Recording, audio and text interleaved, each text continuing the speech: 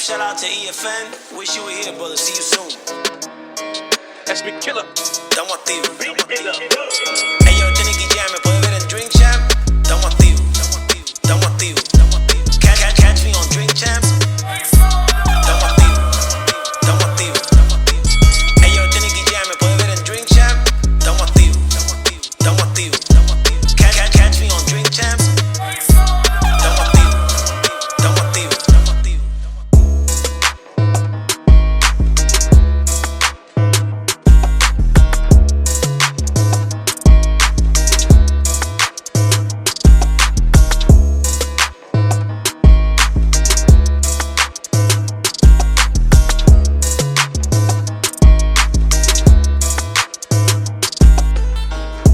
Hang Sangria, hope you're Savia. This is your boy N.O.R.E.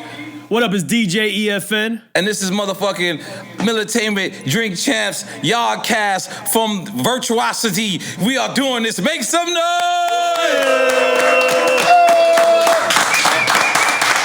And right now, when you talk about a winner, when you talk about a survivor, when you talk about a man who people have literally they threw him away. They didn't want him to win, and he came up and rose like a phoenix. I'm talking about his story is top 5 in music. Not top 5 in reggaeton only, or just Latin music. When you listen to this man's story, that shit is top 5. That shit is up there with Hector Lavoe. Real talk. Our version of Hector Lavoe that's surviving, that's out here, that's living. Yes. I'm personally a fan of this man. I personally seen him go through trials and tribulations, and where he's at in life, I'm so proud of. He's a watch connoisseur. Every time he comes outside, his watch is 100,000 or more. Make some noise for that. He's relentless. He came out here and he's so relevant. He dominated the Latin rap, opening up for Das Effects. There's a lot of artists that can't say that. There's a lot of hip-hop artists that can't say that. This man is relentless, and he stayed in this game, and he smiles, and he's having fun. If you don't know who I'm talking about, the legendary, the king, L.A. motherfucking Nicky Jam, baby! I'm humble. Now, I'm gonna be honest. I said this episode I wasn't gonna just drink or smoke, but I might take a little full amount, just a little bit, and a little bit of drink, a little bit, because. But listen, bro, I can't lie. My man Super O, one of the closest friends to me, right? My Dominican constituent. When I, did Oye Mi Canto, when we, started to mess with the the Latino world, I asked Super O the same way I asked him when I wanted to get into reggaeton. I said, yo, listen. I think I got Nicky Jams. I think I'm gonna be able to interview Nicky Jams. And Super O says, N.O.R.E, I already know where you're gonna go with this. You're gonna ask me for a playlist. You're gonna ask me for this. You don't need none of that right now. So I said, really? So you need one thing to watch. And I said, well, what is that? And how you pronounce it? El Ganador? Ganador, yeah. El Ganador. The Netflix show, yeah. Holy moly guacamole. Now listen. Well, I'm gonna take off my chain for this. Yeah, okay, it's okay, man. So I'm watching this, right? Now, by the way, I somewhat know your story, right? Because I fell in love with reggaeton. Like, I'm black and Puerto Rican. I love to be both. I know that. I've never not claimed both. I always said I'm both. And I went to Puerto Rico and I fell in love with reggaeton. I didn't know the stories of reggaeton. I didn't know the Nicky Jams. I didn't know the Daddy Yankees. I didn't know the Ganador. I didn't know the N.O.R.E. I didn't know the Zion lyrics, but I knew the music. I knew the wassa wassas. Yeah. When I heard that shit, I said, holy shit, there's something about this music here. But you guys started with, it was Latin rap first? Yeah, it was Latin rap back in the 80s. We had Vico C. Ruli MC, Ruben DJ. I mean, Vico C is like, the king. Right. He started this whole movement. He's considered the first reggaeton and PR, because Henderao is kind of considered the first one who made it, who kind of started doing it in Panama. Am I correct? I mean, I can't say reggaeton. You know what I'm saying? Because what Vico C was doing was just Spanish hip hop. Yeah, Spanish hip hop. You know what I'm saying? And Henderao started the Spanish reggae. Right, and that's the boom, boom, mommy, right? Yeah. Okay. So they did start the reggae movement. You know because what I'm saying? It was funny in the movie when you and Daddy Yankee was calling yourself ragamuffins. Yeah.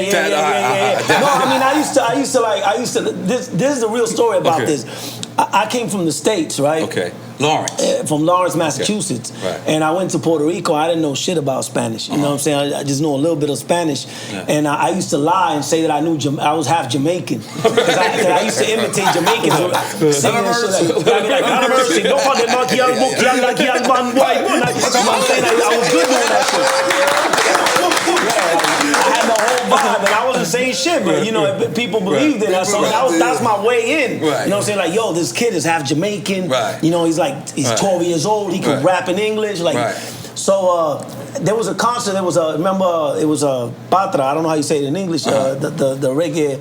The reggae singer. Patra, right? Yeah, okay, Patra. Well, in Spanish, in Spanish, we say Patra. You know what I mean? So we went over there, and people were like, yo, there's this kid. He's half Jamaican.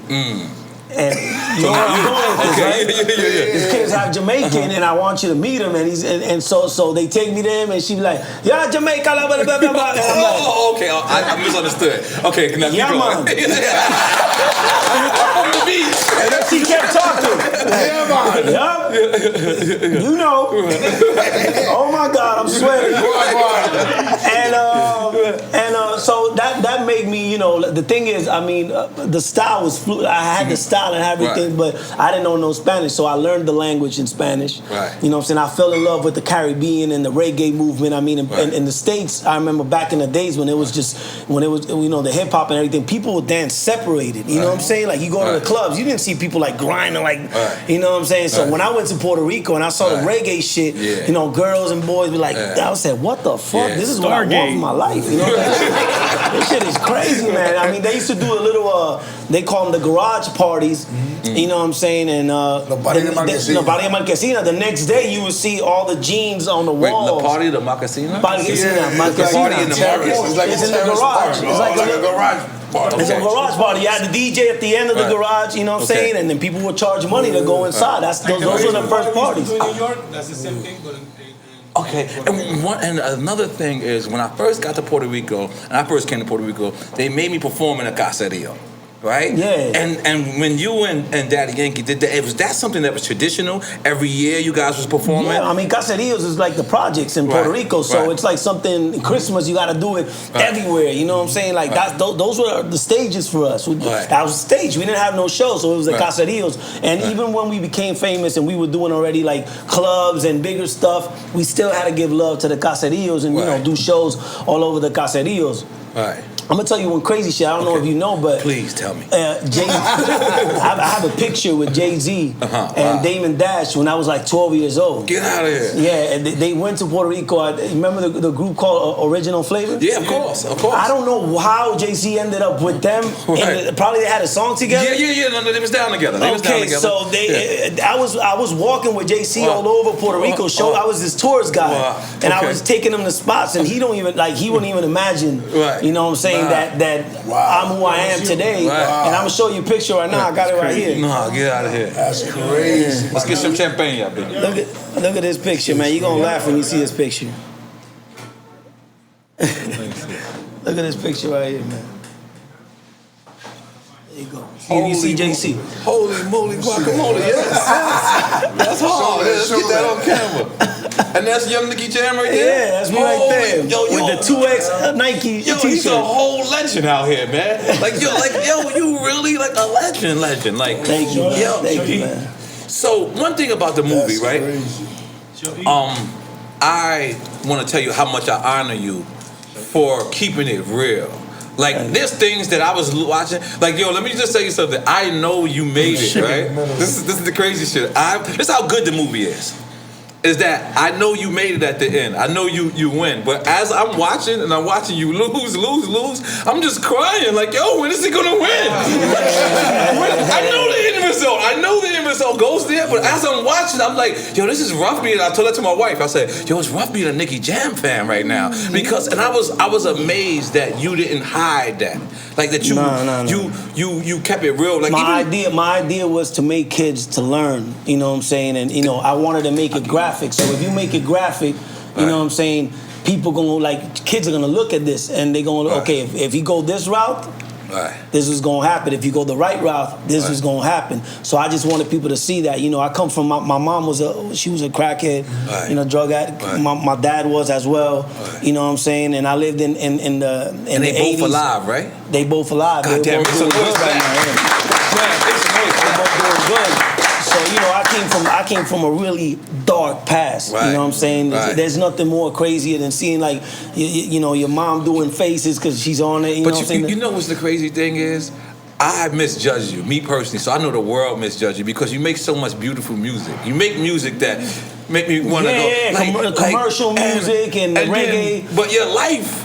You should be making making DMX music. You should be making like, yo, I'm gonna kill him and jump over this, like, you know what I'm saying? Like, so it's like, I'm sorry I'm bouncing around. Yeah. How did you not like let that turn you dark? You know what I'm saying? Let that turn you Music wise, you know, I was always this is the thing. Right. I was always a melody guy when it came to the music. So melody wasn't like a rough thing in the past. Like if you did melody, you know what I'm saying? Like I could rap, but it was like I was really good doing the melody, and I got famous doing melodies. You know what I'm saying? Doing melody hooks and all that. So when I went through all this bad shit that I was going through, there was no way for me to do music that related to what was going on in my life because people respected me as just a guy that did melody music. You know what I'm saying? It was like, I mean, I don't know how to give you an example of somebody that sang beautiful and had like a hard... Well, T-Pain is kind of like a melody guy. Future's kind of like a melody guy. You know what I'm saying? So, and Future incorporates drugs and things like that in his rap. So I guess that you can relate, kind of like the Future. Like you was like the first Future. Something like that. Did we just break Hollywood? We broke grounds just now. Nicky Jam, Future, you the second Nicky Jams. Come on. Nah, just play. But go ahead. Nah, but you know, so I mean, it's crazy. It's funny because I did a lot of bad things in the past. You know what I'm saying? Where people sit down and I don't even want to talk about it, but a lot of people say like, "Yo, Nicky, you did stuff that you never bragged in a rap song or nothing about it." And I'm like, I mean, nah, because it wasn't my thing to do. You know what I'm saying? And I'm not, you know, I don't think it was something that people wanted to hear from me. I think it'll sound kind of funny. Right. I'll kill you and I did this. And I'm like, come on, Nicky, man. Come on, give us that little. Give me that melody. You know, so but Nicky was always like, don't get it twisted with his little face and está loco. So one of the, I'm bouncing around because I said, it's a really, you have a really, I'm saying beautiful because of the turnout. But it was beautiful. Rough to get to beautiful. It was very rough to get to beautiful. It was. And like I said, I really admire the fact that you kept it so real. You kept it so now, bouncing around. Me and Mato was trying to debate just now. It's like, why did he go to Colombia in the first place, right? For me, from what I understand in the movie, you went because of a show first. Yeah. Okay. So how did that turn into me staying there for 10 years? Well, the thing is, in Puerto Rico, I wasn't doing no shows, man. I mean, nobody wanted to fuck with me. I had a bunch of street problems, and I was in drugs, and I was messed up. So nobody, like, in Puerto Rico in the time, I was like the embarrassment of reggaeton music. Right. But in Colombia, I was a legend. Right. Because they listen so much. They even listen to music that in Puerto Rico people didn't like. Yeah. So they like Puerto Rico like my hits, but Colombia like my hits and the songs that wasn't really hits. Okay, I don't want to go right back to Colombia. Remember, we go right back to Colombia. But what do you mean by that in Puerto Rico? Because I don't think Puerto Rico looked at you as an embarrassment. No, I mean in the time. Okay. All right. In the time, I was an embarrassment in the music industry. And what time you would say is that time? I would say when I was in a whole bunch of situations. You know what I'm saying? Like they caught me in a car that owed like 7 months and got to jail for some stupid stuff like that. Right. Or they caught me with cocaine in my pocket and they locked me up for that. Okay. Or like it was embarrassment. It was like, you know, when you in drugs, it was gonna happen. And then I just go back to Colombia. You know what I'm saying? So in Puerto Rico, it was like, you know, Puerto Rico's a very competitive vibe. You know what I'm saying? So it's like, man, what's up, man? Like, you know, like. Yeah. And in Colombia, it was like. Wide open. You know, I don't expect Puerto Rico to. I'm gonna get this clear. I don't expect Puerto Rico. I don't judge Puerto Rico because of my situation. You know what I'm saying? That was me. That was my situation. I just needed to get out of Puerto Rico so I could find myself. You know what I'm saying? Like a lot of famous people do. You know what I'm saying? And you went to Colombia. Most people go to Colombia to get fucked up. Yeah, I did too. I got really fucked So up. out of the 10 years, you would say 5 was getting fucked up and 5 was sober? Check this out. Okay. They called me for a show, and they're like, yo, Nicky, we want a show, and how much you charge? And in that moment, I needed to pay the rent, so I said, just give me $2,000. And the dude's like, okay, we'll give you $2,000, and I'm going to Colombia. When I saw the movement of the urban music, the reggaeton music in Colombia, I was like, what the fuck is this, man? Like, people was doing 5 shows a day. Right. A day, and I'm starving in Puerto Rico. And that same week that I went, I did like 7 shows. Right. So I said, I'm gonna live in this motherfucker. You know? So the shows, I got 3 kids. I gotta pay the rent, and I gotta use child support and all that. The thing is, when I went to the show, I was the only old school cat. Like everybody else was like the new kids. They were killing the game. Daddy Yankee, Joel and Randy. You know what I'm saying? Like Alberto style. Yeah, no, Alberto was but I'm talking about like the bit in the world. Alberto was kicking in Colombia. He was doing good in Colombia, but I'm talking about everywhere else. Daddy Yankee, Joel and Randy, like the biggest stars, Arcángel. Alexis and Alexis Fito. All these cats were killing the game, and they were on this big ass show, and I was the only guy that was like not active in the moment. And you couldn't be on that same show in Puerto Rico? Never. They would never put you And they live. took me no, but they saved me for last. The Colombians. Yeah, and I'm worried, and I'm like, yo, bro, like, you know what I'm saying? Make some noise for the Colombians, goddamn. So I'm saying, I don't think that's a good idea, bro. Like, you know what I'm saying? You don't want to close. No, parcero, esto es lo mejor, tú vas a ver que... Yo, the funny thing is, when I came out, man, that shit wanted to fucking blow the fuck. You gotta understand, I started this movement with Daddy Yankee years ago, and back in '92. Me, Yankee, me, and a couple of more. There's a lot more that I will never finish if I talk. There's OG Black, Master Joe, there's Javia, Evie Queen, Baby Ratty, DJ Blast, a whole bunch, DJ Blast, a whole bunch. But like, so to see that everybody was crazy, I said, man, I love this place. And everywhere I went, people were like, you're a legend. Well, I'm broke. A legend? You're a legend. So one thing I saw in Colombia was, there's like almost 50 million people here. Right. And I did a little freestyling video with Ñejo in a hotel. You probably see it if you check it out.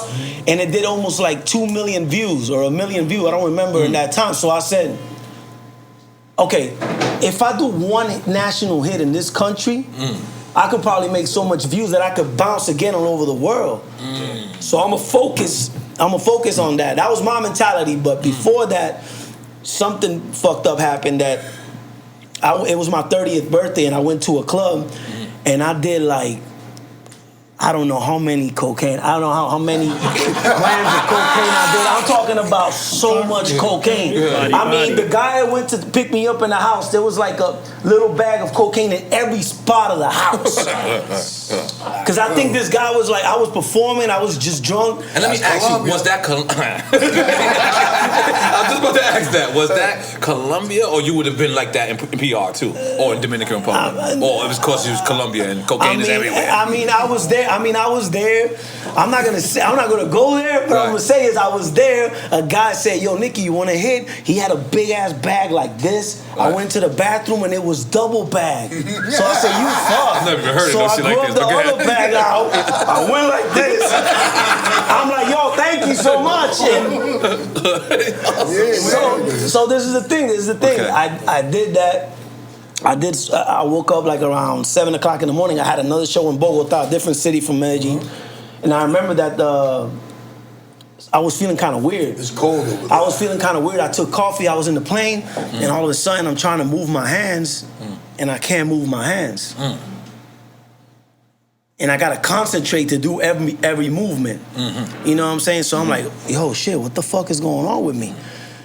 I guess I did so much drugs my whole life, because I did ecstasy, I even did heroin. I didn't do it by veins, but by nose. I did so much drugs, it fucked up my nervous system, and I don't know how to say it in English. El sistema motriz is your motor system. It fucked up my motor system. That's what when you say about the weed, I was like, because it could. My bad. Then I get a little crazy. No, but it smells good. Okay, it smells fantastic.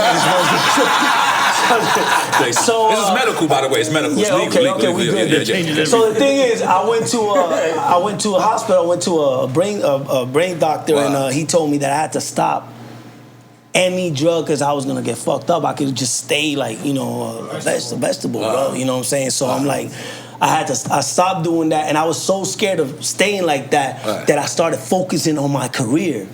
First of all, but I had to get clean because I was taking perks, and I was taking 20, 30 perks. I would send for them a day. I would send for them, like I would make money in Colombia and bring perks to Colombia, and I would bring a 300 bottle of Buyers, because perks look like Buyers. Oh shit, am I saying shit? I'm not saying.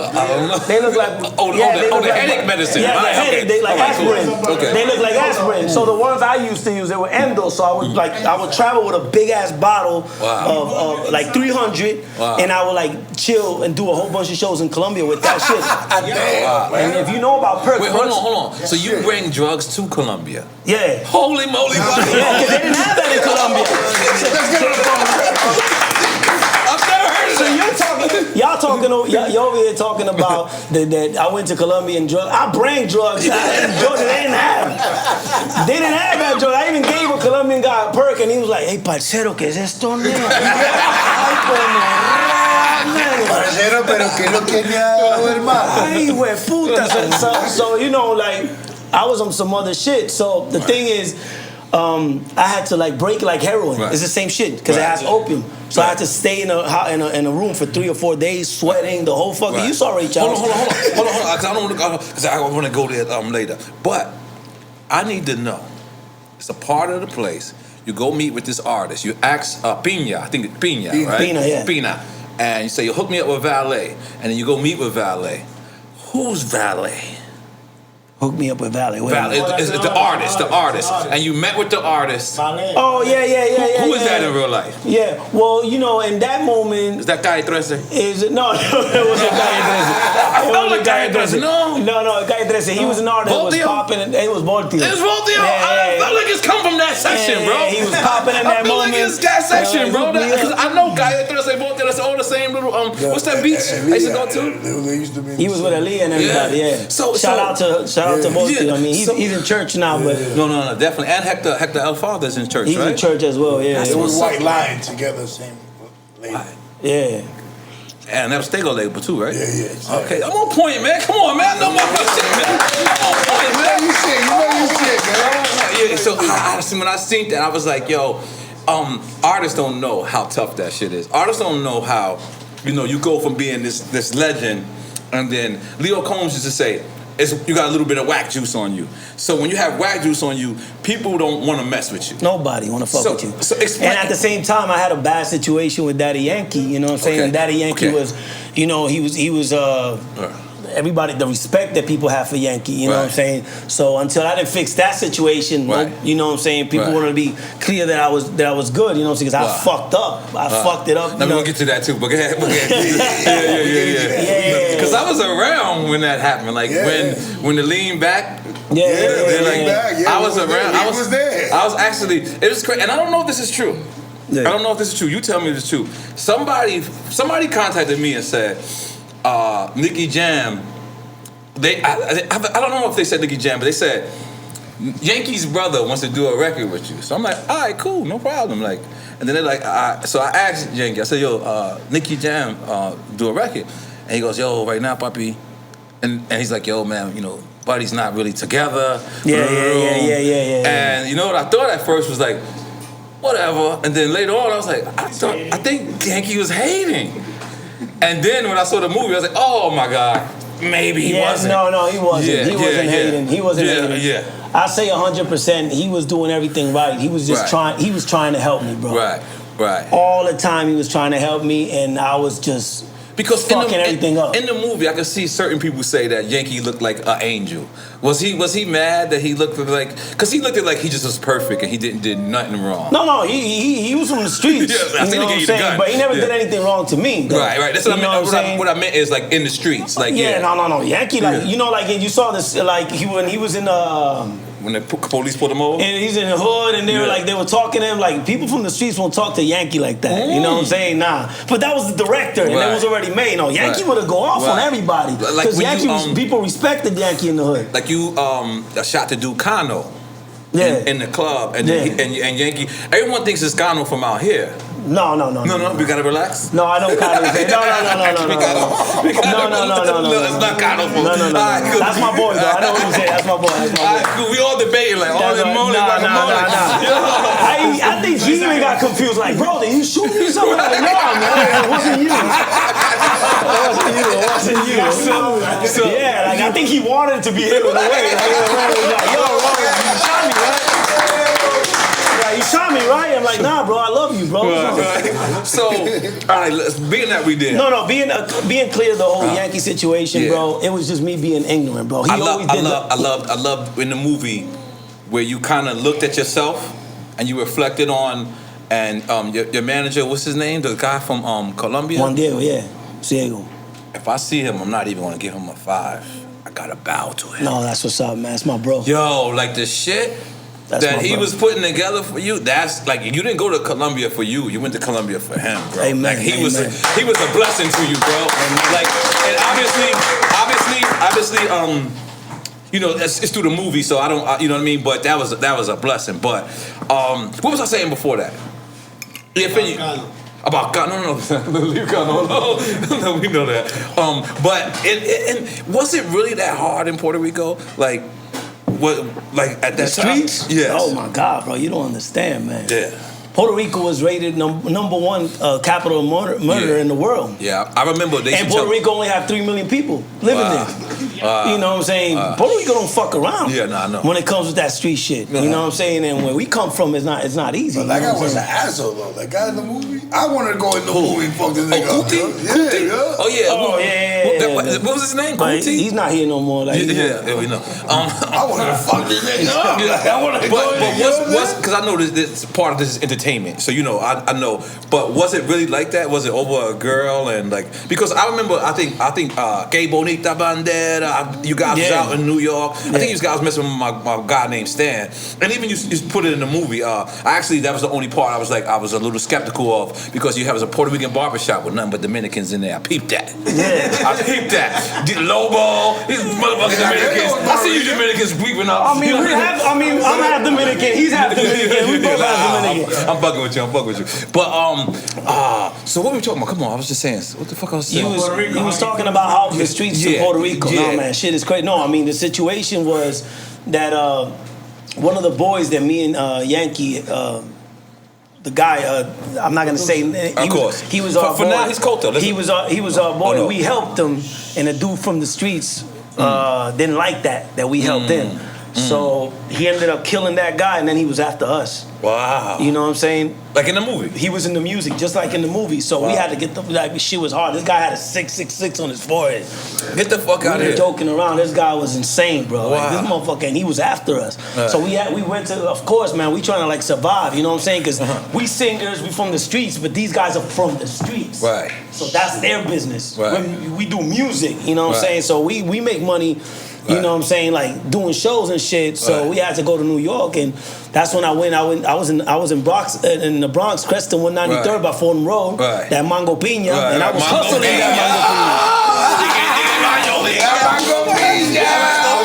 that Mango Pina. The funny thing is that I went with Yankee over there, and I'm like, and I told this guy, it's like, yo, bro, these guys were making money like a motherfucker. I was like, we was broke as fuck. That time was Iceberg and shit. Remember Iceberg? Of course. Everything was Iceberg and all that shit. And I said, I saw how they were making money. I'm saying, you know what, man? I'm un paquetito de eso, bro. I'm gonna sell that shit too. I'm gonna make my money. Fuck that shit. I saw the way that shit was moving, and I was just hustling and making money. And we made money enough to get strapped. You know what I'm saying? Because Yankee, you know, he made his money too, and we went back to Puerto Rico, and we was ready for him. And it was really just y'all two, or y'all had other brothers that came with y'all when y'all came from Puerto Rico to New York? It was just me and Yankee. Just you and Yankee. Yeah, but we had a crew from over there. Okay, you know what I'm saying? I see that crew. I know y'all crew. We came back. You know what I'm saying? This guy wanted to go to every show you guys were doing. No, that was in Puerto Rico though. That wasn't in. That was in Puerto Rico. What was that like? Yeah, word. I probably wasn't even sleep. I couldn't even sleep. That shit happened to me. Yeah, I mean, you know, it's crazy, but it's the life that you was used to live. You know what I'm saying? Like, I mean, like I told Yankee in that situation, like, well, it's not the first time somebody said they ain't gonna kill us. We been hearing shit. You know how many girls I fucked around with that I had didn't have to. Right. You know what I'm saying? And dudes be like, te voy a matar, cabrón, jodiendo con mi mujer. Like, I've been hearing this shit for a long time. You know what I'm saying? And you be seeing a lot of people dying in Puerto Rico just because of that shit. Because of girls, bro. Yeah, no, I know that. And it's a small island, so I don't fuck around with that shit. So listen, that's the craziest shit about the movie. Is when I look at any two groups, I always look at it like, and I compare it to Capone and Noriega, right? I always just say that's, you know. And when I'm watching the movie, the whole time I thought I was one of you guys, but then I realized I am not. I realized you always took the route. Every time a girl said, they said not to fuck with the girl. I said yes. Yes, you said yes. I said yes. You're the Capone. Go there, make the I thought it was Nicky Jam the whole time to the end of the shit. I was like, holy shit. I'm Daddy Yankee in this situation. It was so much like that. It was like serious business situations, and Yankee would be looking at me like, yeah. Come on, bro. No, I know it. I get it. I can tell you this. Yankee was meant to be $100 man. Like, he's always $100 million man. You know what I'm trying to say? Bro, like, I'm telling you, he was always a boss. Yeah. And that was his mentality. And I was always the crazy, the clown. He was really a boss, a street dude. I was a clown, but I was like crazy clown. You know what I'm saying? Like I was a rebel. I would do any fucking crazy thing. Yankee was more, boss. You know, yeah, he was business. He was born. Oh, but don't get it twisted. Yankee street like a motherfucker. I'm telling you. But the dude, he went through a lot of shit too in his past. So he went through a lot of shit. So his mentality was like, he was in a point like, Nicky's gonna fuck it up for me. You know what I'm saying? Like I love him a lot, but I've been like trying. Because using the movie, right? You went from like the first time like meeting him, and then it was like one time you came to the studio late, and it was just like, I don't want to say ungrateful, but it was just like, yo, I'm here, just shut the fuck up type of shit. How did you go from that move, from like, when you was first... Well, to be clear, I will never tell Yankee shut the fuck up. He would smack the shit out of me because he was always bigger than me. He was older than me. In the movie, it was like you came late with and what's my man John Z? Don't say that. John Z. You came with John Z, and I related to the situation because I remember, me and Capone getting together and Capone being happy to be at the studio at one point, and then him knowing that he about to go to jail and him just being like, fuck it. Like, I just come to the studio. Yeah. That's when I realized, I was like, yo, I might be Yankee in this situation. Yeah. But how did you go from that? Like, go from... Because you was like signed at 12 years old. Like, you've been like doing this shit. No, the thing is, that shows, that particular part right there shows how Daddy Yankee was always focused, and I was just not appreciating life. Wow. I was not appreciating the gift that God gave me of music. Wow. I was not, not doing shit. And he was telling me like, bro, get on your job. You know what I'm saying? Come on, man. Like, Yankee was the type of guy, if we went to New York, he would change. His mentality would change because he knew New York was like the city of hip hop. So he would put his beanie on and he would sit in a car like that. We were on a like a town car taxi, and he thought he was in the limo. And he was like, and I was sitting next to him, and I joking with the guy, and he's like, and then I was like, because I was just a clown, bro. I wanted to clown around. You know what I'm saying? And he was always, serious about business. And I was hanging out with the wrong people. And when you hang around with the wrong people, they don't give you the best advice. So everything that happened with me and Yankee was because I was on drugs, I was ignorant, I had the wrong people next to me. So what was the exact thing that said you because as artists, it takes a lot for us to write to something, right? Yeah. And when you write something, it's like coming from the heart regardless. So for you to write something, it had to be something that really tick you off. Just trying to piss somebody off. Oh. You know what I'm saying? Like I was just mad. Generic. I was mad. Yeah, I just wrote what I wrote because I thought I had to go hard and make somebody mad, but the way they made me mad. So the problem was this. But did he come at you first? That's what you felt like? I thought he did. Where at? What song? That's what I've been trying to search the song. Listen, Nicky, I've been trying to search the song. I cannot find it. There was a part he said, tu valentía proviene de una pastilla. Mm-hmm. He said something about you tough, but it's because of the pills or whatever.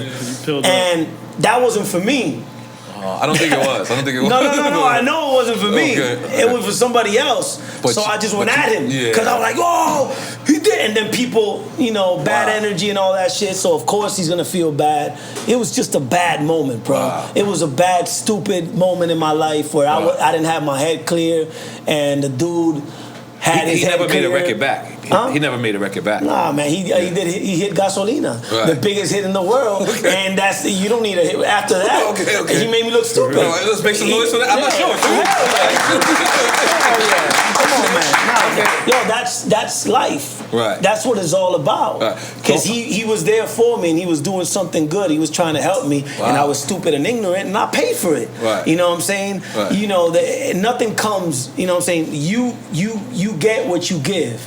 I gave bad energy, a bad mentality. I was stupid, and I paid for that. Right. Look at all the shit I went through. You saw it. Right. Jail, drugs, embarrassments. My music wasn't popping. I wasn't doing anything. So me and Nas, we had a fallout, right? And for 2 years, it was rough on me.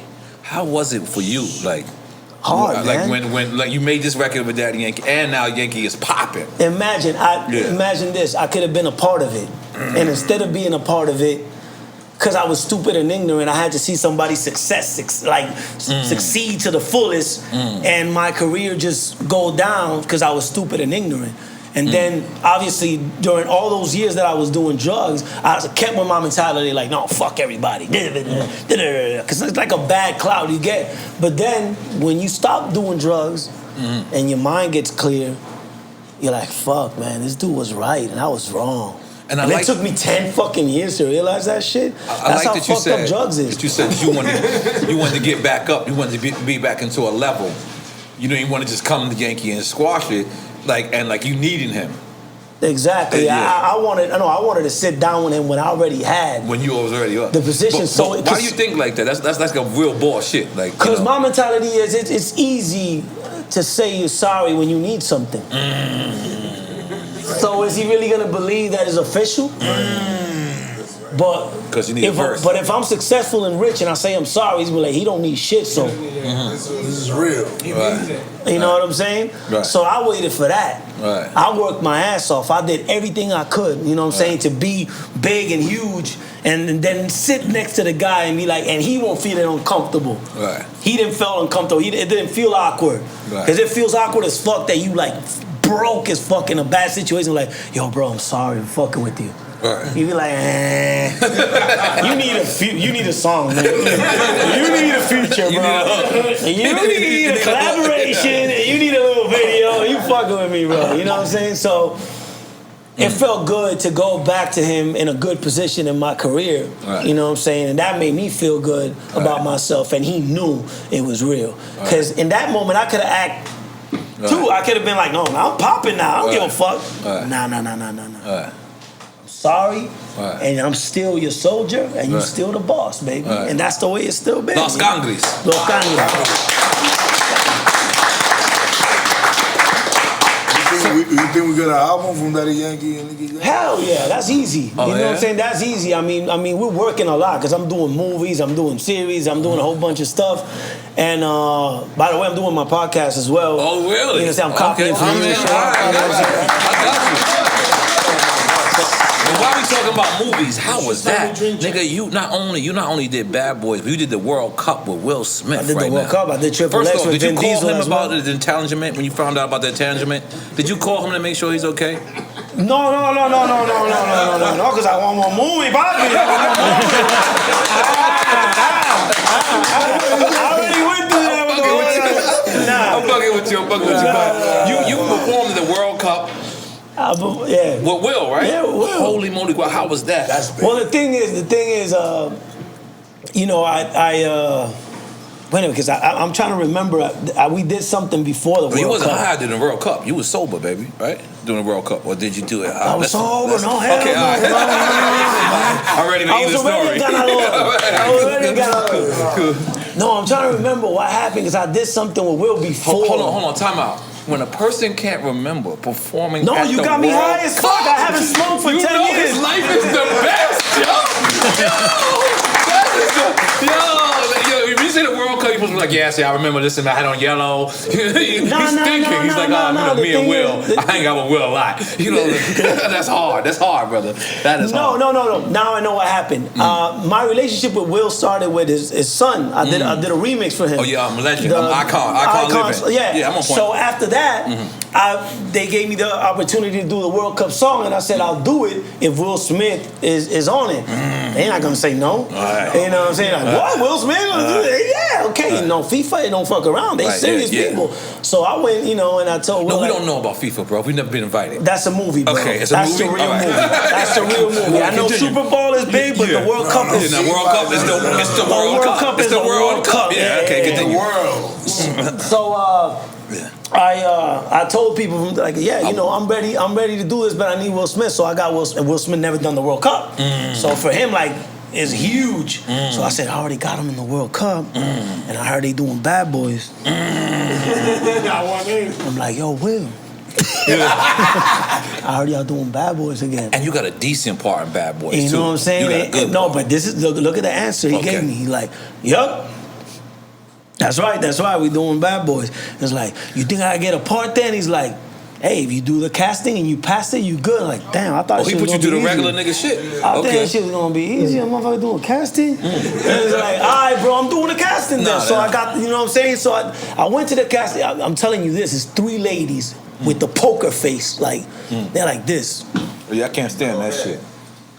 And I'm acting and shit like, fuck you! Fuck you, Will! The whole thing. You know what I'm saying? The lady was like... Then I got the phone call and I got the part. You know what I'm saying? So I made it. And you had to gain weight. I see you was... Yeah, they need a husky guy. I mean, the good thing is, I said, I could be big, easy eating hamburger. If you want a strong one, you fuck. You know what I'm saying? And so it was easy, you know what I'm saying? I mean, at the end of the day, getting fat is not a problem. Yeah, I say the same thing every day.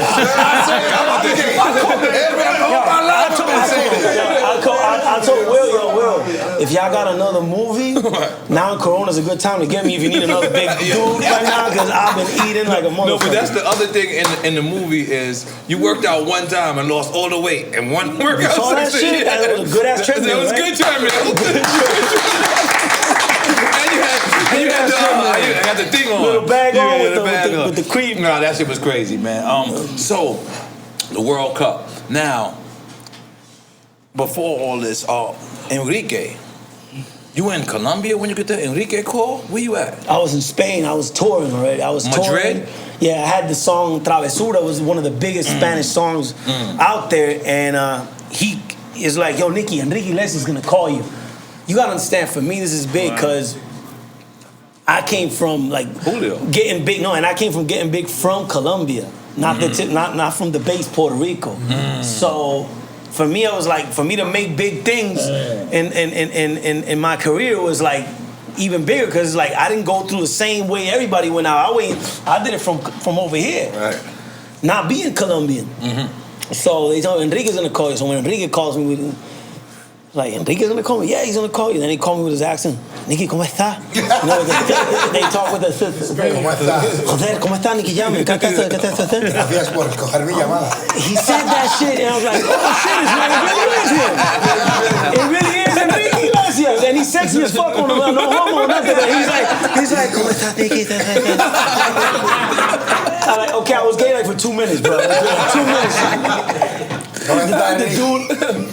The dude's like, yo, I want to get on a remix of Travesura. And I'm like, to be honest, I didn't see him on that song. Dime si conmigo quieras en travesura. I'm like, yo, you know what? This song's already a hit, bro, and it's already out there. I don't think we should do a remix. I got this new track, Hustling. I'm hustling the dude, and it's called El Perdón. And this track is really crazy.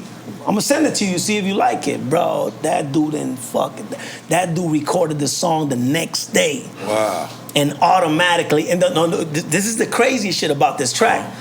The song comes, he records the song, and then I got paranoid, and I felt that I was going too commercial. So I was like, no, you know what? Get the song out without Enrique.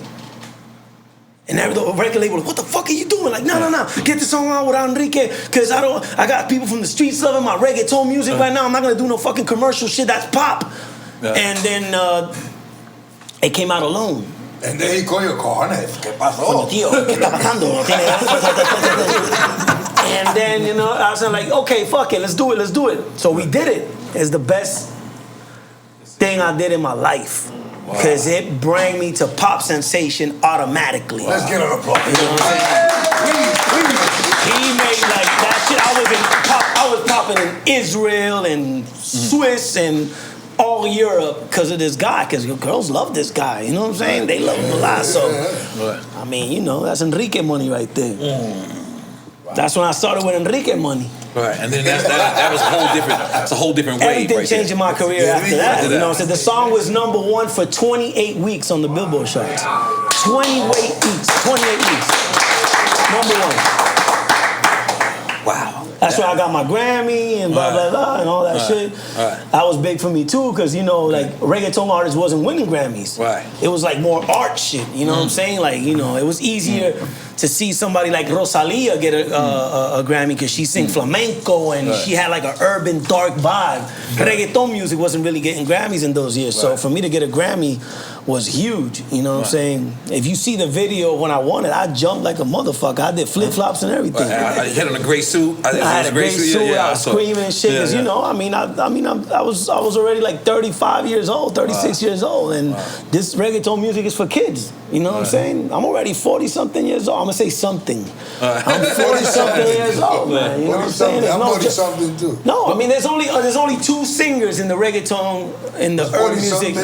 Nicky Jam and Daddy Yankee. They all kids, bro. They all 20-something years old. So when they see me in the gym, I'm like, chill out. Viejito, bro. Ale suave. You want a movie? You gotta wait a year. So, going through this all, what is the biggest move you regret doing? Wait, before you did that, because I needed to comment on your haircut in the movie.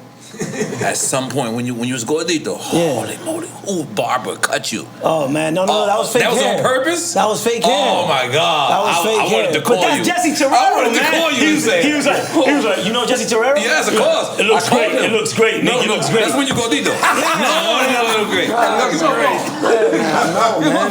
right there. Holy moly. I had a shit like this. Yeah. I wanted to understand. That's Puerto Ricans. Puerto Ricans, we always try to hide we bald. You know what I'm saying? No, but it was the time where you went to the hood, and I think with the girl, and then the guy said, "Hey, you Nicky Jam?" And he said, "Yeah." He said, no. You know what it was? I didn't have hair, so they put hair on me. They put hair on me, so I had to, you know, I didn't have hair. I had to put hair. I had no tattoos. Fat, skinny. I had an even fat suit. I looked like the Michelin fucking.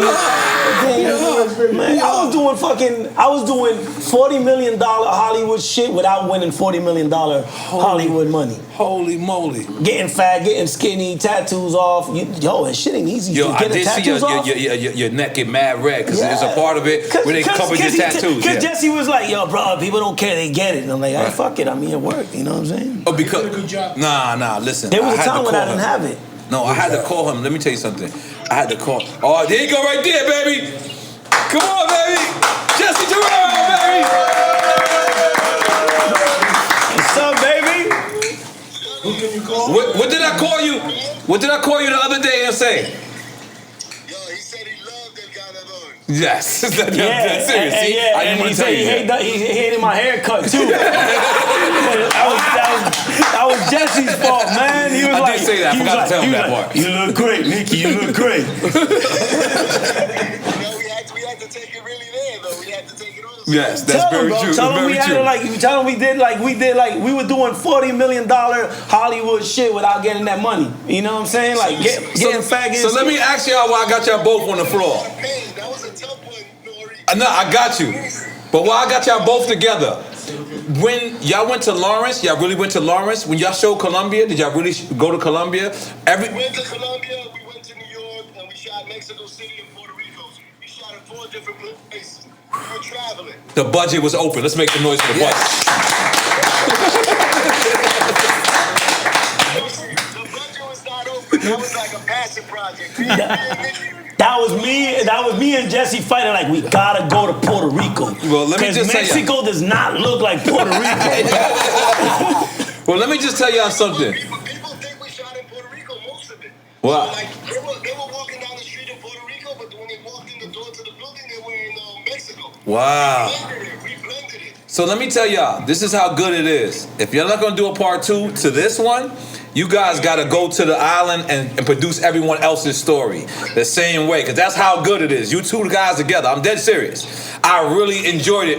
We got some stuff coming. Actually, Netflix is talking now. Oh goddamn! I'm sorry. Let me not interrupt the money. Let me not interrupt the money. Well, just in case you don't know, I wanted to say congratulations to your face. You made a great piece of art.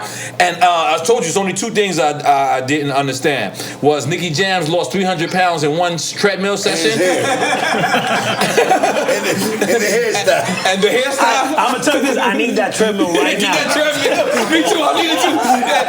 Yo, please, what is that treadmill? Y'all need that treadmill. And the Puerto Rican, listen, in the Puerto Rican barbershop were all the Dominicans. I did not like it. I said, man, that was my role right there. I thought I should have played Peter role on the law.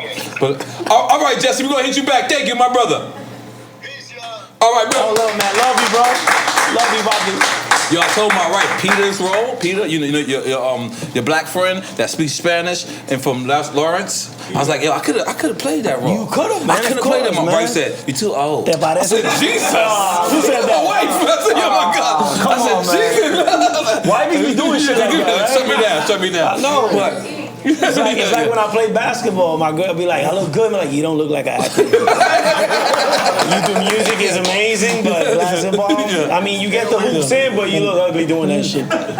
I mean, she played basketball, so. Oh, okay. Yeah. Okay, so after you live this life, after you go through all of this, what do you do for hobbies? What is something that you do to just maintain? You play golf or something? I play basketball. You play basketball? Even though I look ugly and doing it, but I play basketball almost every day. Get out of here. Every day I play basketball, and I like going to the. I'll be in the sea in the boat, just chilling and doing music. But like I've done it all, man. You know what I'm saying? I've traveled the world. I've done it all. I just like chilling, bro. Just chilling with my friends. Eating and. You know what's crazy that how much of Colombia is a savior for you. I'm gonna tell you. My first couple of times me going to Puerto Rico as a grown man, I would smoke bud, and my uncles would be like, "Oh my God, papito, you do drugs?" And then at the same time, like this, "You do drugs, papito?" Yeah, because for them. No, he was like this. That's nasty. What's wrong with you? So I never knew that was like. You had to see when I was doing coke, and obviously Yankee didn't do coke. I'm sorry. It was funny to see. You had to see the way Yankee would look at me when I was like really coked up. He would sit on me. He would go like, I'd be like this, like. Hey. And Yankee be like this.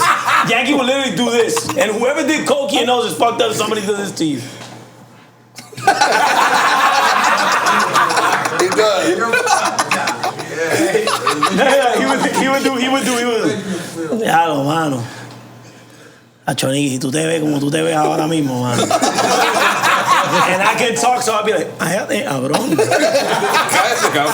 That and going coked up inside Walgreens is the worst thing in the world. Okay, I need to hear this Walgreens story. I'm sorry. Oh my God. No, you got a Walgreens story too? No. The light in Walgreens. Okay. When you fucked up in drugs, is the worst thing. Is that light is like everybody knows you're doing some shit. It's like when you go in and you inside Walgreens like. The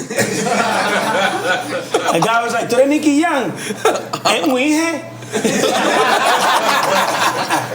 Oh my God, it's crazy, bro. No, this is beautiful, man. Crazy, man, crazy. I'm really proud of what you went through, how and much of a man that you are, because so many people would be bitter, and so many people would not have took the same situation. Like in the movie, you keep writing the same song. Was it really like that? Because you kept having the pad and your pops was waking up. Well, I didn't do a hit for a long time, so I was really focusing on this song to be The one a hit. song. That was Piensa en mí. Right. I needed a hit. I'm not your And I husband. I'm not your man. That's not that one. That That's was the a hit. first one. That's the beginning. That was my last hit. He's actually. saving in English. No, that was my last hit. Relax, No, but that was my last hit. What was the new one that you was writing and you kept saying to your father? Piensa en mí, tú estás con él, Yeah.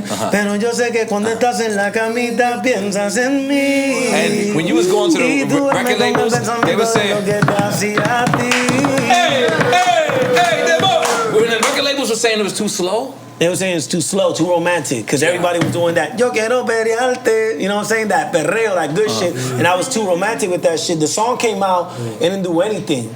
So it became a hit a year after in Colombia. You know what I like was when you went to do the interview in Colombia.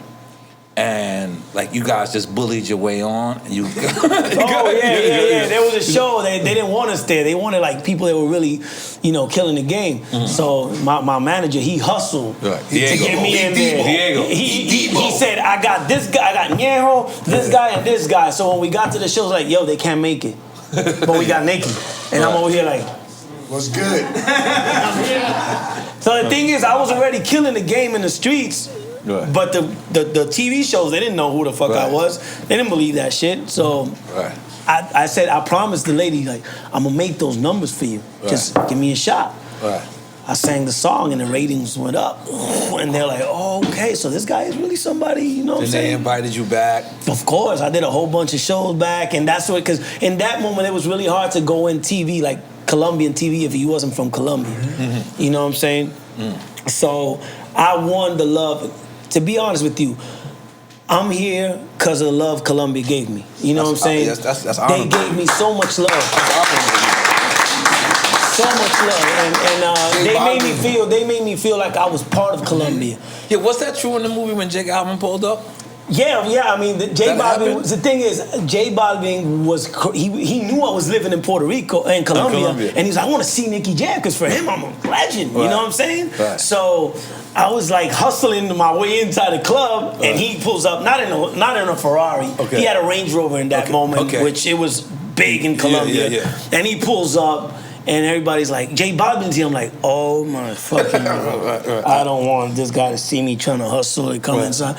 So he comes, says like, yeah, it's J Balvin. So when I turn around, he comes out with his swag. You don't know how that feels when, somebody else you want somebody to see you good. You know what I'm saying? I know that. I mean, I'm gonna tell you this story. This is the funniest thing, man. It sounds better in Spanish, but okay, fuck it. Let's try it both. Let's go. I remember I saw Wisin. Wisin was like, Wisin and Yandel was in their best moment, and Wisin was a very his vibe was like, so he was so energetic. Which one? Because it's Wisin and Yandel. One Wisin is the Diesel and then it's the skinny one. Okay, all right, cool.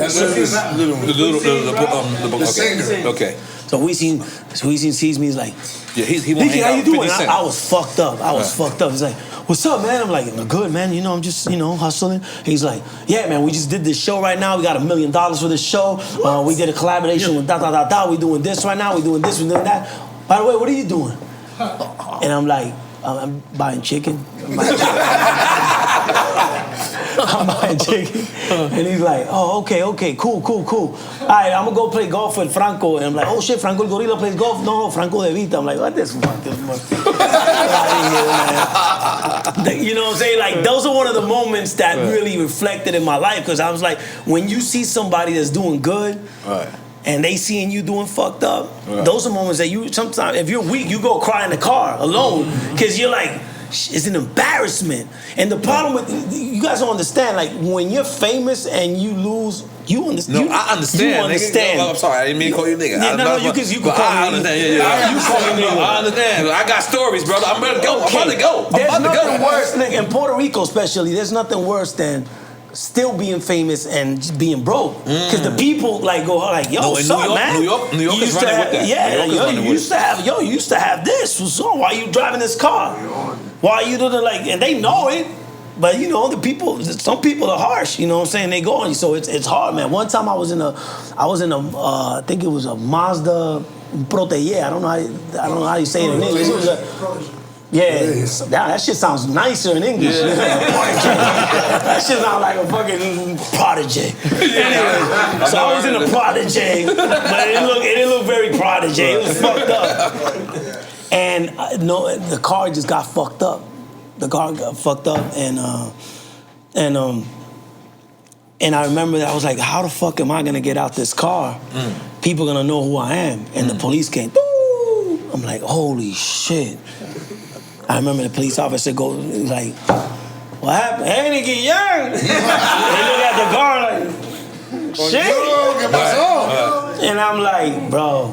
What happened? He's like, what's wrong? The car doesn't turn up, bro. You're gonna have to do something. You gotta get out of here. I'm like, yo, can you hook me up? He looked at me like, what, hook you up? I'm like, I mean, you can push the, you want me to push the car? I'll push the car, but you gotta get the fuck out and push it with me. I'm like, that's the whole point, bro. I don't want to come out. Help me, man. If I get out of this car and I push, those are one of the embarrassments that I was talking about.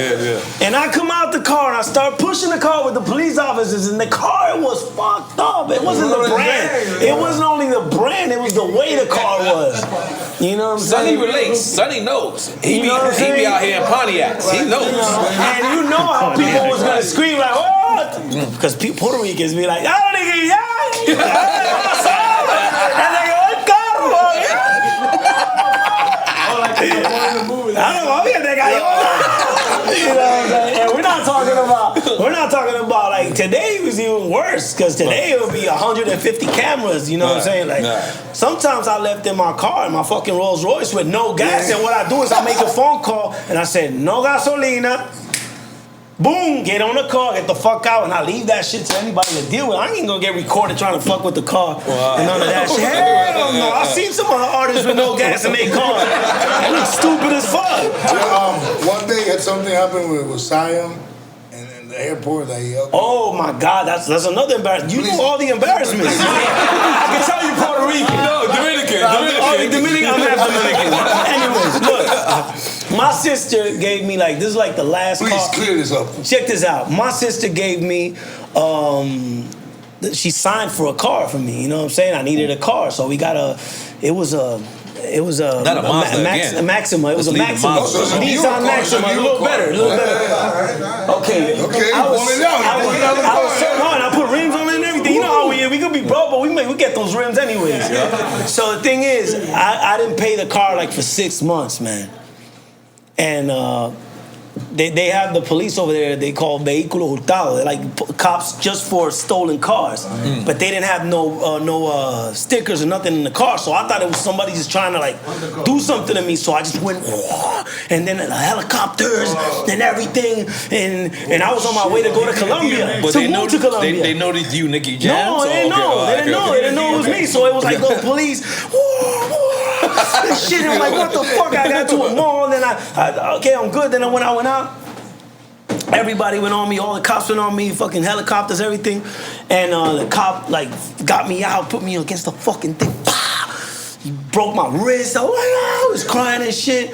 And I'm telling him, yo, bro, I need to do a show in Colombia, because the guy that paid me in Colombia serious guy. was a serious guy that I didn't want to fuck with. So I was in a fucked up situation, and I needed to stop at it was like the Colombian not the embassy. The embassy, the Colombian embassy thing, to get my passport to get the visa to go work. Okay, yeah.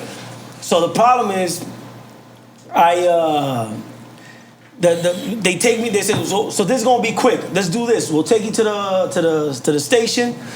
You know what I'm saying? And if everything's okay, if your car, we'll just give you a paper and you come back and go to court. Like, all right, fuck it. So I go over there. He's like, okay, perfect. We're gonna check your car. If there's nothing in your car, you're good to go. I had some perks in the car. I'm like, God damn, I got perks in the car. But you had a stash good or no? You had a stash regular? I had a little bottle, little buyer's straight bottle. Up, like it's but easy the to thing find? Is, they don't let you go back to your car because they got to check. So I'm like, shit. And then I just acted like I didn't know shit. I was on the phone and I went to the car, get the bottle. Hey, you can't be in the car. My bad, I'm sorry. Yeah. So I went out, they checked the car. Everything is good. When I get to the embassy, it was closed, but the lady was outside. And she's like, here, your passport, I got you. I saw the news. I was on the news, man, getting all fucked up by the police, helicopters, the whole thing. My sister calling me, and I went to the airport. Everybody was laughing. Yo, what the fuck happened to you? You know. So I'm at the airport, and I lost the flight, and Sion and Lennox was there, and Sion is like, there's only one ticket, and it was first class. I didn't have no money.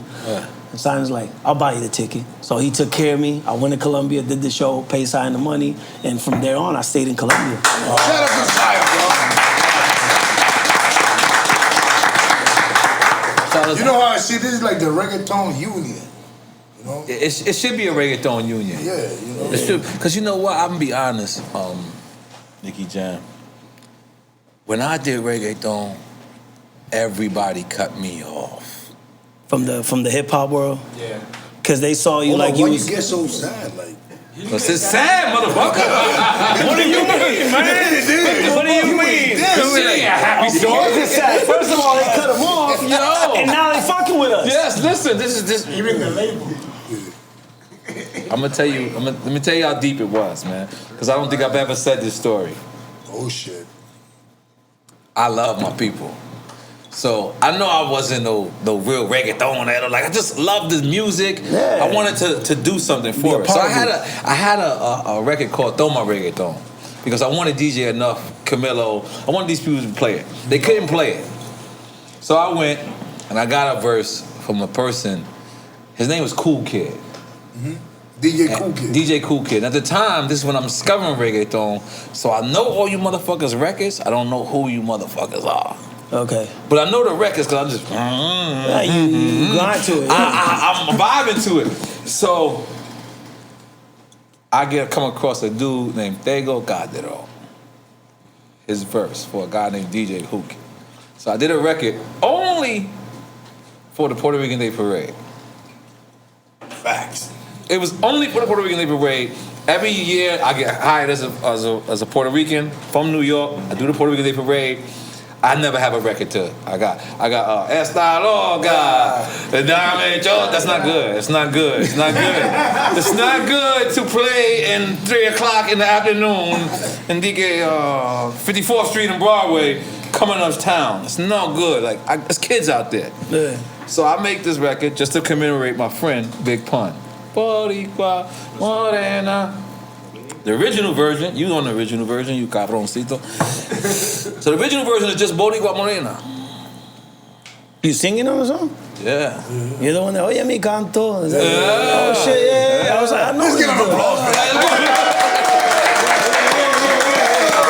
That's me, man. So at the time, this is the whole breakdown, I never saw it. At the time,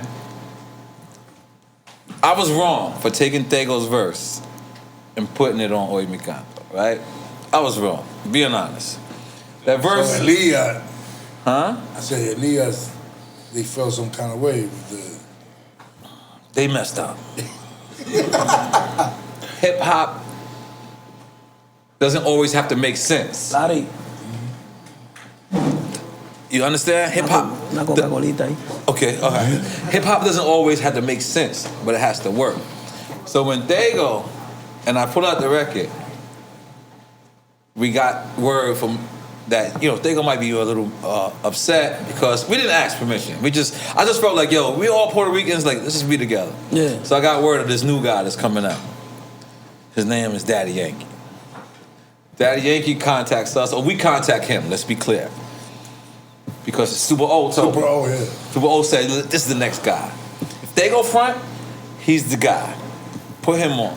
So we get on the phone with him, and Yankee says, by the way, Dago's asking us for $50,000. All right? I'm working with the biggest of the biggest. People ain't even getting 20 from me, bro. So when I hear 50,000, I kind of feel like disrespect at the time. Yeah. But Yankee, very smart, strategic person. Oye, papi, I don't want nothing. I do this shit for free. He hustled. For that love, papi. For that love. Oye. And he killed it. Super O says, no, you're not doing it for free. you're gonna get on Gasolina. At the time, Gasolina didn't leave Bayamon, it didn't leave Ponce, it was all in Puerto Rico. Puerto Rico, yeah. So when I told him I gonna get on Gasolina, Yankee said, holy moly, what the fuck? Because let's be clear, I'm a legend too. Come on, man. Let's just be clear, I'm a legend too. So when I told Yankee I knew what Gasolina, and I was lying. I did not know. I did not, but I listened to Super O. I listened to Super O. I keep forgetting. Look, him is here. I ain't even realizing that. And it set off. It was the perfect time for the Latino storm. Was.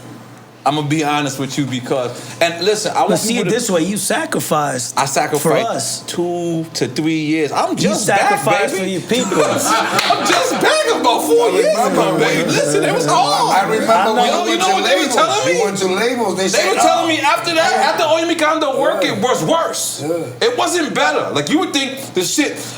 I paid Def Jam's bill for 3 months. For 3-4 months, we had the #1 record in the country. The whole summer. And you know, you would think that shit would give me love. You know what people were saying? I would go back to the radio station, they'd be like, aren't you Puerto Rican? Take that shit to La Mega. Yeah. Take that shit to La Mega, Sabega. La Calle. No 197, loco. And then I went to Puerto Rico. And Coyote said, oh, yeah, papito. No pay, no play. Oh, my God. Coyote. Oh, Coyote like that from the show. No play, no play. He didn't speak English at the time, and I didn't speak great Spanish, but I understood no bad, no play. Oh my God! So you had it hard, man. Yo, I sacrificed really, and just to be clear, BET was like, we don't know about adding a video with somebody named Daddy Yankee. Because the name was so weird now it's, natural, it's new, I just signed a deal with Coca-Cola, so y'all Yo, hold on. Got everything. Don't you got a deal with Pepsi? Your whole movie had Pepsi in it. I watched that. Now I got one with You Coca-Cola. switched with So I just tell you, man, that's how much I sacrificed, man. That's how much it was really, really rough for me. People was looking at me like, yo, even it's my partner, bro. EFN, I'm sorry. I thought, listen, I know you hear that. Him, Fat Joe, both called me and said, stop. Don't do it. Am I lying, EFN? You gotta keep it real. No, you're not lying. You're not lying. What did you say? Just so Nicky Jam knows. Don't do the what? The reggaeton. Get the fuck away from these guys. Reggaeton. Get the fuck. They said that. What's going on? Go ahead, EFN. You hear me? Come on. EFN talk. Go ahead. I said, nah, 100% true. I remember when you started doing a verse, I thought you was cracking jokes. Because it was like this reggae, Spanish. I hadn't even, I had just heard about reggaeton in a trip to Puerto Rico in 2000 at Stargate. Echo and Buddha family, those guys. You went to the good place. And I was like, what is this shit, bro? And he was like, this shit's gonna take over the world. I'm like, I don't know. I was right, Nicky And then Jam. you started doing it. And I was like, bro, you're crazy right now. What are you doing? And then the shit took off. What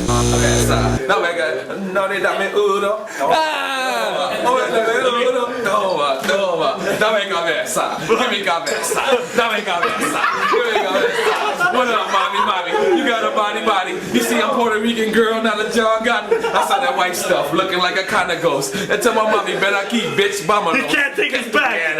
Toma finger, use your lingua. No Georgie, Porgy, N.O.R.E. wanna orgy. Hey man, but let me tell you this, man, you killed it. But mind you, but real quick. Go ahead. But real quick, the reason why a lot of, at least Latinos in the States had that mentality is because we were fighting for our respect in hip hop as is. It's true. So to hear the reggaeton, it felt like it was going against that grain. But it's obviously now looking back at everything, what it's done for Latinos internationally is without saying, you know what I'm saying? No, I agree with you, and I know what you're talking about because I was in those days, and I know it was like you don't know my days. Even me, when I saw you there, like.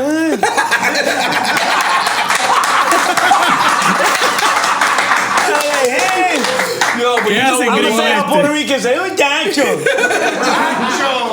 So listen, this is how real it was. I would go to, I don't want to say America, but I would go to New York. Be like, yo, why you not playing this? You don't have this record. You don't have lo que pasó. You don't have fucking these records, and they be like, they just were. So the only thing I had to do was put myself in the situation. So when I did it, obviously I wanted, there you go. Then when after Yankee, we jumped on Gasolina, and it put me to a level where it was no coming back. Everyone just looked at me like I sold out, but to my own people, which was insane. Because I told people what did you do? No, my first rhyme, I said Jose Luis gotcha. I said that from the beginning. I told you, cabrón. That's Puerto Rico. I can't believe you that guy, bro. So, oye mi canto. Crazy, bro. Yeah. It's funny, man. World is crazy, man. I mean, sometimes you see people, you never think you're gonna meet them, never. You know what I'm saying? Like, I remember I saw but you did have a deal with Pepsi. I did, but it's over. And you shot niggas in your own movie and still got a deal with Pepsi and performed at the World Cup. You a real nigga.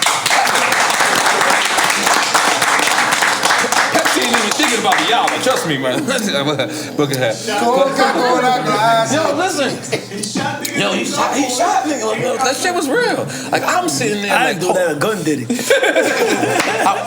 But that's a great story. Now, what was the moment when you and Yankee we spoke about it a little bit, and you said that you wanted to get back up before you did it. But what was that moment where you was like, yo, I played myself. Let me make this right. Where? I mean, you mean with Yankee or with you Yankee? mean? Well, I mean everything in general. But no, man. Me and Yankee. We squashed the beat before everything happened because we was in a first class plane. Like Java with 50 Cent. So I heard like that. Okay. Yeah, it was weird because American Airlines, those motherfuckers did it on purpose. Like not American Airlines, but the workers from American and Puerto Rico, they knew we had like a little war going on. Wow. And they're like, yo, let's put these guys together. They did that. Get out of here. And Yankee got that smile, like he's sitting down. Then he's seeing me. I'm gonna sit down, and he goes like. And I laugh like, you know me, Bobby. You know it's all love. And we sit down and we talk, and I said, man, my bad. Let's do our mentality in that time was like, yo, just you go your way, I go my way. I disrespected you. I didn't do the right thing, and I recognized it, and and then we didn't see each other until and then I came back to the music. Wow. And man. Yo, that's what was, what's crazy about you through this whole thing is your honesty. Yeah. Like, I mean, I'm gonna tell you this. No ego. That's the worst enemy of a man. Mm-hmm. You know what I'm saying? Because it doesn't let you get out of your comfort zone, and that's why you never be a bigger man. I don't care about losing. I don't care about being embarrassed anymore. I don't care about nothing because I already went through all that. You know what I'm saying? And look at me, everything. I was embarrassed. I'm embarrassed for you right now. I was embarrassed. But you know what I'm saying? And then I got more embarrassed when he told me, like, yo, that shit happened to me. I'm fucking with you. But I was just making conversation because I saw you kind of mad in a little Scarface vibe. And I was like, cut your shit, right? You cut your shit. But, I mean, I think the best thing in the world is just to be real, man. Right. And be real and say, hey, if you fucked up, I'm fucked up. Right. I lost it. And I got it back. I feel good now because, I'm that guy that everybody know that lost everything. And now I got more than I could ever imagine. You know what I'm saying? I live a good life. I got 4 kids. You know what I'm saying? They all big now. They all living a good life. They all studying. They all in college. I got my mom is good. My dad's good. I helped my dad have his beautiful home. My mom as well. They both look beautiful. So no Grammys, no nothing is bigger than that. So no embarrassment that can make me feel bad because I did my job. You know what I'm saying? And your mom's tried to stab a dude for 7 talking loud times to you. Seven talking times. loud to you on a No. video set. Actually, she's in Dominican Republic.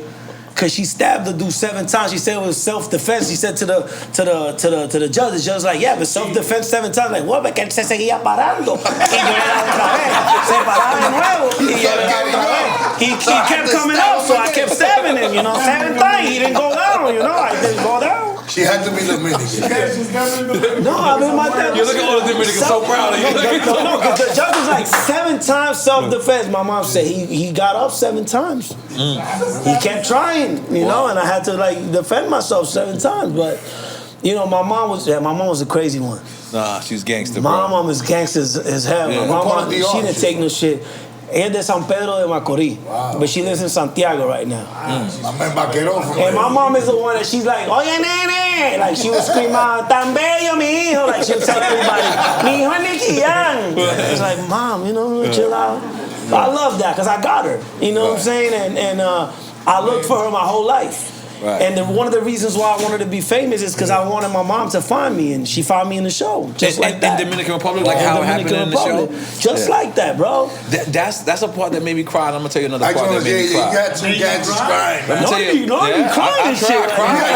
Listen, I'm going to tell you when I cried. I'm going to tell you when I cried. You and I. When you I am here with you.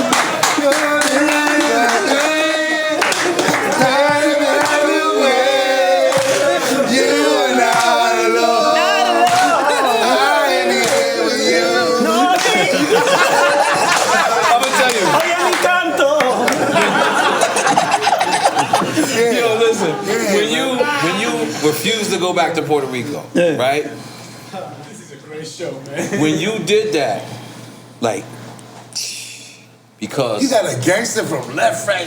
Listen, shot people. My father, Puerto Rican, stone cold, 15 tattoos. He knows them.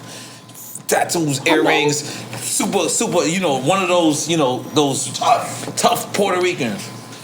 So he never thought I was rhyming. I told him I was rhyming. I had the War Report album come out, and then finally I go to see him in Seattle, Washington. What? That comes out. It's the #1 record. My father looks at me like, oh my God, Papito, I'm so sorry. I thought you were lying the whole time. He said, I'm sorry, you're a piece of shit. Oh my God. This is my father. This is my father that told me that. He was a tough guy.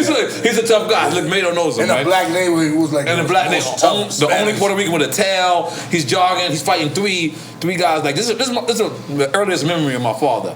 My mother, big, the typical thick black girl. He's your color with green eyes. Yeah, so my father's your color with green eyes, right? This is real shit. You pull up a picture whenever. So anyway, this is my first memory. My father. It's 3 black guys come up to my mother and say, "Hey, what you fucking with this Spanish guy for?" And my father goes, "Hey man, leave my lady alone." And these 3 guys say, "All right." So my father goes into a ice cream parlor. He buys 3 guys an ice cream cone. So the guys go, and as they lick the ice cream cone, my father just, bang, bang, bang, all 3, bang, bang. Whoa. And from that moment on, my father was my hero. I said, fuck Bruce Lee. I'm gonna tell you the story of my dad. Okay. When I was like 7 years old, my dad, you know this story, that's why you laughing, right? This guy was in the car like, yeah, fuck you! And my dad like, no, fuck you! And then my dad looks at me and say, yeah, when someone do never take shit from nobody. Right. Never take shit from nobody. Then the guy gets out the car, the guy's like 7 foot tall like that. My dad's like, but when the guy's like that big, you gotta get the fuck out of here.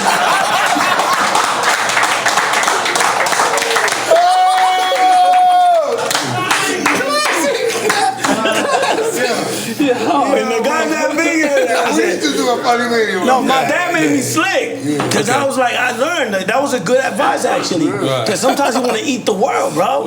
I mean, there's battles you can't win. So you gotta be like, my dad was giving me like, it was funny. But at the same time, it's like, yeah, man, I mean, dude, dude, I can't win this dude, so let me chill. Right. Let me chill. I don't want to look stupid. Right. I'm still here. You know what I'm saying? And I study in one of the. I don't know if you guys know about Lawrence, but Lawrence is it's serious. It's serious, Yeah, right? it's serious. Lawrence ain't no joke. Even the Irish kid fought like you know what I'm saying? Was there ever a moment where you felt like you was gonna give up? Well, you know, the thing is, it was one time that I was gonna do a normal job. Okay. Is this when you was dating Rosa? No, Rosa was in Colombia. This is Puerto Rico. I was gonna do a normal job. Okay, normal like meaning like a regular job. Like taxi driver or something? I was gonna work in Foot Locker. That'd be ill. I was Foot Locker. The thing is, Foot Locker wasn't hard for me because I was a hustler. And you like sneakers? Yeah, like listening on, I was good. You know what I'm saying? I feel like I was in Creston with that Mango Pina. Okay, you know what I'm saying? I'm like, yo, what's up, man? You got them Jordans? Yo, your girl? You gonna buy them Jordans? You ain't gonna get your girl the Jordans? You know what I'm saying? Like, you know, I was doing okay, but I felt like I was like, this ain't me. At Foot Locker. Yeah, this ain't me. You know what I'm saying? I'm bigger than this. No disrespect to nobody that working in Foot Locker. You know, I did it too. But I felt that I had so much. And when I was seeing Don Omar, Daddy Yankee, Tego Calderon, Wisin y Yandel, I said, I gotta be up there. I mean, I know the talent that I have. Right. You know what I'm saying? I mean, I'm like the very few reggaeton artists that bilingual. They can speak English. But how hard is that? Because at one point, those names that you just said, they were named the kings of reggaeton. Man. But now your name is in. But how hard was it to come up to that? You know what I'm saying? Like it was really hard, man. Right. It was really hard. Because those were the three kings, right? That's what they kept saying. It was Don Omar, Tego, and Daddy. It was like two more. You know what I'm saying? But you know, I don't want to take nobody's credit out. But what I'm trying to say is, I know I had to be top. I knew it because I know the talent I have. I mean, I'm a rapper. I could sing. I have melodies. I freestyle. I'm like, I did everything.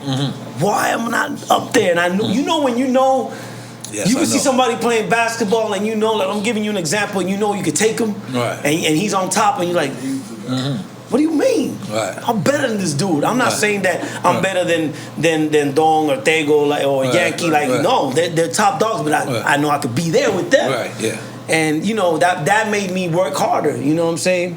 But the situation that happened with my, when I got fucked up because of the drugs and all, health wise, helped me appreciate every time I was in the studio, every song, and that's why I got so focused. You know what I'm saying? Because I thought I was gonna lose my life. Right. So that made me really get on it. You know what I'm saying? Puerto Rico is probably the only place I got ever offered heroin in my life. Like I've been all over the world. No one said, "Hey, oye, papi, manteca." No one has ever done that to me. Nah, man. I mean, it's like everywhere, man. Puerto Rico is a very beautiful country, right? And it has Vega Baja. What's that beach? Vega Baja. Vega Baja, the beach. I love it. Puerto Rico has a lot of beautiful things, a lot of beautiful, hard-working people, culture there. But tell me, but it has historic spot. You know what I'm saying? So you would never move back to Puerto Rico? I would never move back to Puerto Rico? That's a good question. I'm gonna tell you this. I'm gonna tell you why I would never move to Puerto Rico. No disrespect to my patria and my country. It reminds me a lot of my bad moments. Yeah. It's just that. Right. It got nothing to do with the country. I love my country. No, it's crazy because Colombia reminds you of beautiful moments. And for everyone else in life, Colombia is the dark place. It reminds me a lot of that. It reminds me of that. And when I go, I enjoy it. 2-3 days, I enjoy it. Yeah, that's how I am in New York, almost. But it reminds me because I went through a lot of bad things in Puerto Rico. It's not Puerto Rico's fault. Yeah. It's my fault. Right. But I went through it. So you don't want to go back to a place that reminds you of all that bad energy and all that shit that you went through, even though it was my fault. So I don't see me living in Puerto Rico. Not now.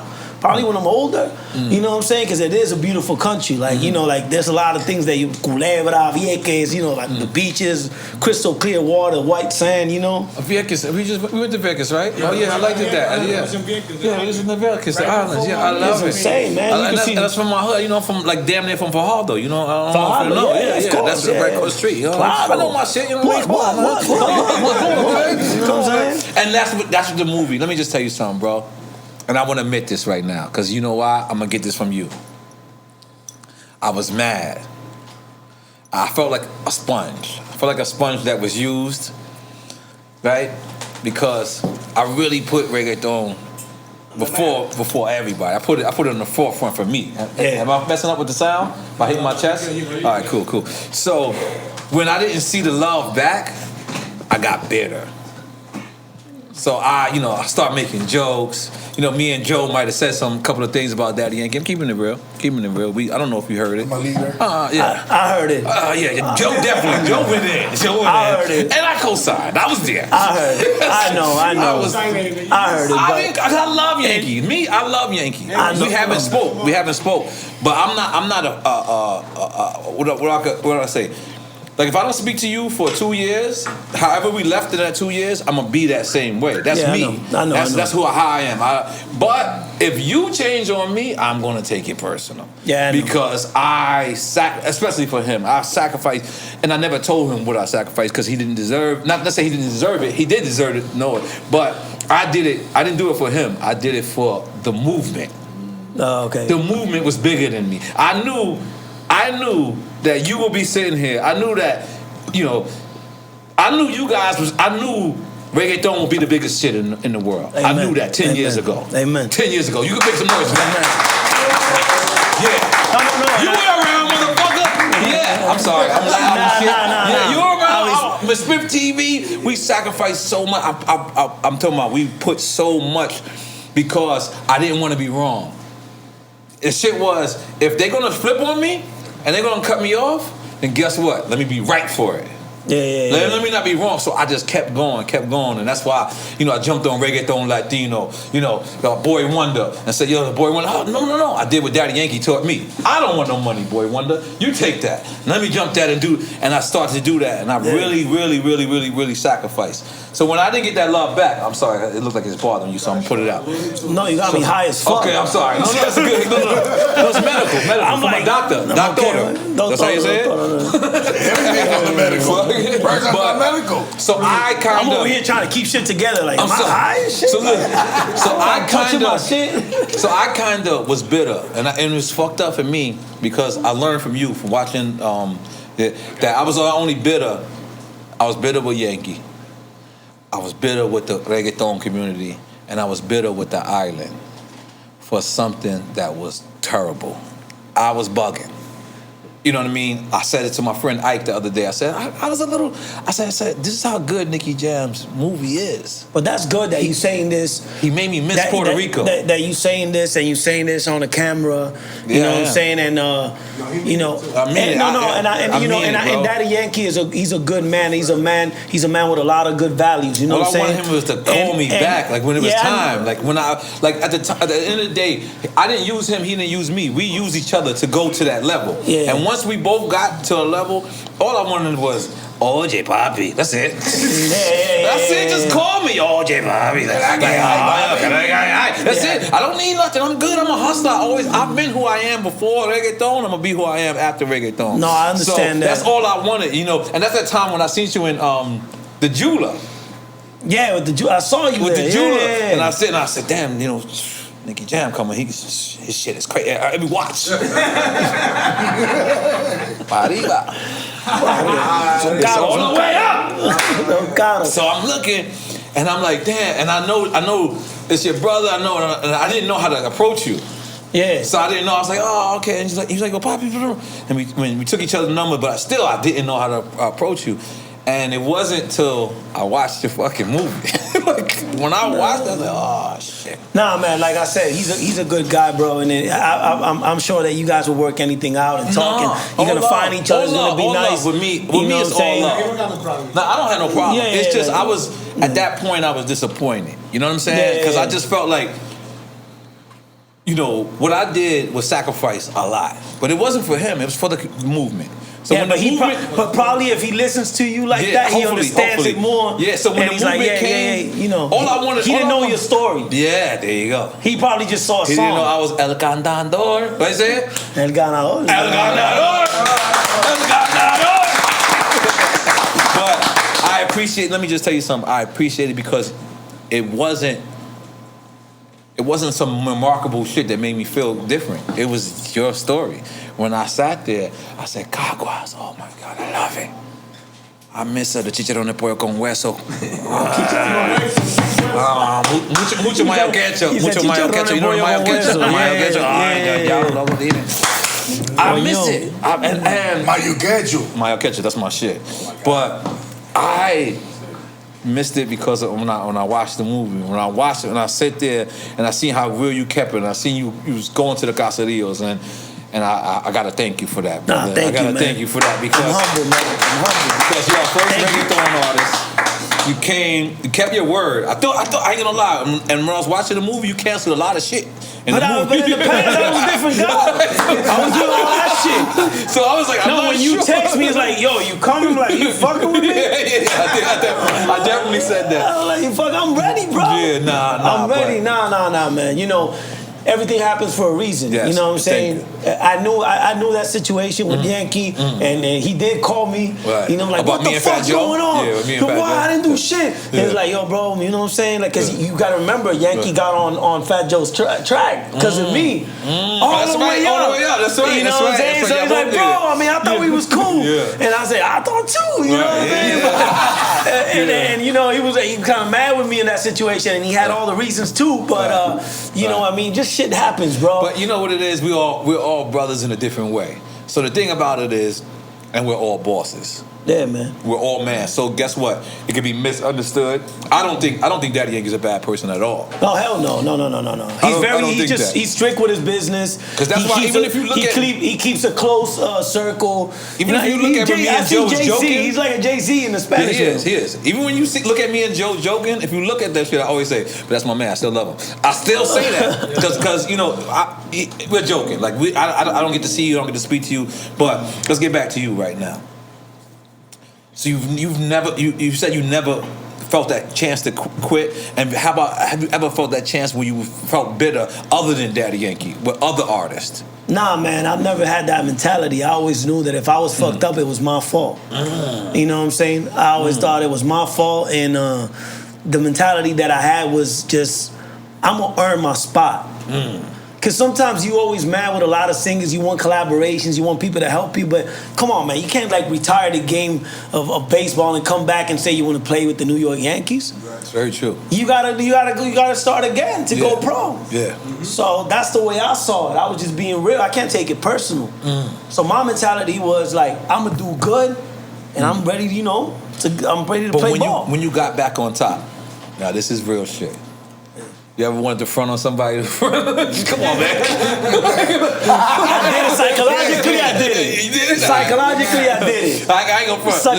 But I did it in a different way. I didn't do it the way that everybody thought. Okay. I'm sorry, I didn't do it the way everybody thought I was gonna do it. I did collabs with them. I helped them in the moment that they needed it. Charged them $250,000 because that's I didn't the way charge it them is? shit. I went free. And I hooked them up and I gave them the masters. And I show them that's why Jesus Christ is Jesus Christ.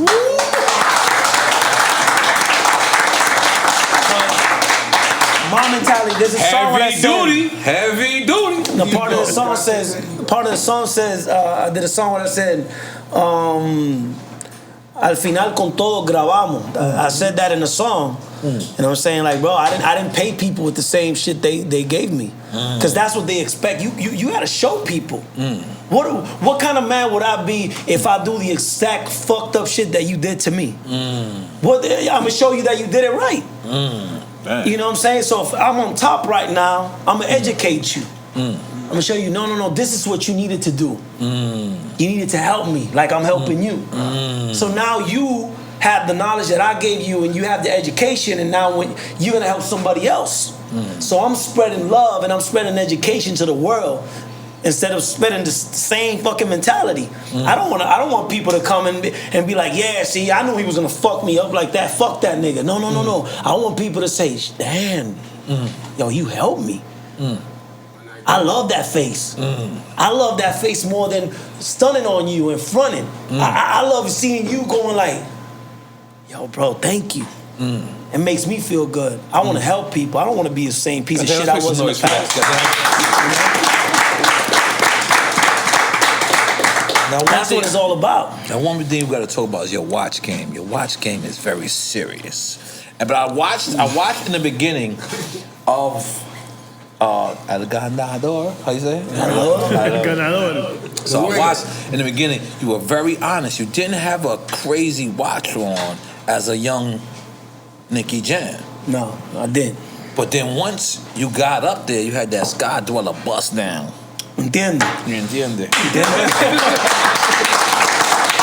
No, the thing is, I love watches. I always thought since I was a kid, a watch makes a man. It doesn't matter the watch you got. You just you need something on your wrist. You know what I'm saying? So I don't know, because I'm 40 years old or something. Like I'm gonna be honest with you. I had this 40 something. 40 something. Yeah. This chain that I was wearing, that shit was driving me fucking crazy. Get out of here. Like it was heavy as fuck. I just feel better with the watch. I think with the watch game, you look clean. You got a good ass watch, and it talks a lot about you. Man, I had that Jesus piece. And I was like, I'm gonna take this shit off and I'm gonna put it on. And then when I sat here, I'm like, can I take my shit off real quick? Yo, bro, I can't have chains anymore, bro. I feel like I'm too claustrophobic for that shit. That's the Miami mentality though. But he's all about the watch. But the watch is everything, man. I look at everybody's watch when I talk sometimes in business. I mean, you know, even real estate, like sometimes like yo, I'm like, bro, you want to sell me that house? But look at that watch you got, bro. Look at that watch you got, bro. Like, what's wrong with you? Big up my bro, Caesar NJ. Caesar NJ is even crazy because he has, like, he you know, he's good. Right. But he rents a minivan here. The first time he said he came here in a minivan. I'm like, bro, you in a minivan? And he's like, man, I mean, I don't go anywhere. I'm like, nah, man, you shouldn't go anywhere with that shit. You know what I'm saying? I mean, you got more than 1,000 units, and you in a white minivan with no tint. Because when you got the tint windows, it's all right, you hiding in that motherfucker. But it's like he's out there. You know what I'm saying? Like, now he's more humble than me. Way more humble. Now, did you ever work with Spiff TV? Nah, never. No? I mean, I think I did a track for Lil Wayne. It never came out. It was Lil Wayne, Maluma, and I don't know who else. It never came out, but that's my boy though. Okay. Big up to Spiff TV right there. Yeah, big up to Spiff, because you know what I'm saying, he's one of the guys that believed too in reggaeton when a lot of people wasn't believing on it. If you would believe how many times he brung N.O.R.E around, and no one listened to him, bro. Nobody listened to him, bro. Like I agree. And now N.O.R.E is like do you have a relationship with N.O.R.E? Yeah, it's my boy. I got tracks with him. I got tracks with everybody. My mentality is not to have problems with nobody. You know what I'm saying? Like I have no beef with no singers, and if, you know, some of them got beef with me. Sometimes they got beef with you. You don't even know. You know what I'm saying? Like, I mean, I ain't gonna lie. You used to fuck a lot of people bitches though. Let's keep it real. Yeah, but in the days that I was fucking them bitches, like they gotta be old ladies now. You know what I'm saying? Like, yeah, still talk. You know what I'm saying? You don't know. Like right now, like I don't know. You know, it's funny you told me that though. I'm not gonna say something. I just remember some crazy shit. Come on, so we gotta No. Come on. No. I just remember some crazy shit.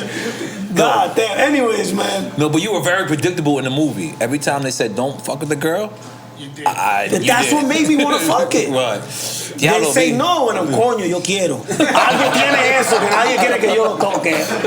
I want some, but that's not me anymore. You know what I'm saying? Because I'm gonna be honest with you. Girl get you in a lot of trouble, bro. That messing around, you know what I'm saying? I got 4 kids, and I mean 4 kids with different moms. So I was a responsible dad because I got a mom for each kid, you know what I'm saying? It took time for you to get that one, huh? You like, did he just say what? I got 4 kids, and you don't understand what it is to deal with 4 different mamas, you know what I'm saying? And Puerto Rico. Like, they all got a different, like, one got a high pitch, like, and then the other got, Are they all from Puerto Rico? 3 from Puerto Rico, 1 from Colombia. My last kid, she's from Colombia. Which one is character is she in the movie? No, I protected that. You protected that? I protected all that. I made up names and all. No, I'm gonna tell you why. I'm gonna tell you why I did it, because then they come and they do books and shit. Well, that's not the way it happened. No, I didn't talk about you. I'm talking about Damari. She doesn't exist. Chill out. Because you know how it is, man. They be doing books and shit, and then they doing in stores with the books and shit, signing shit with their weave and shit. Very true. Aprovecha esta firma, man. Yo, Nicky Jam. Nicky Jam. In the movie, is that really how you got your name, Nicky Jam, Nicky Strawberry Jam? Was that really your name? No, it was. Was you eating strawberries early? No, it was this. No. It was this drunk guy, bro. My name was Nick MC, because back in the 90s, the guy you had a fight with? I was Nick MC, and then the drunk guy was like, "What's your name?" I'm Nick MC. He was like, "Nick MC."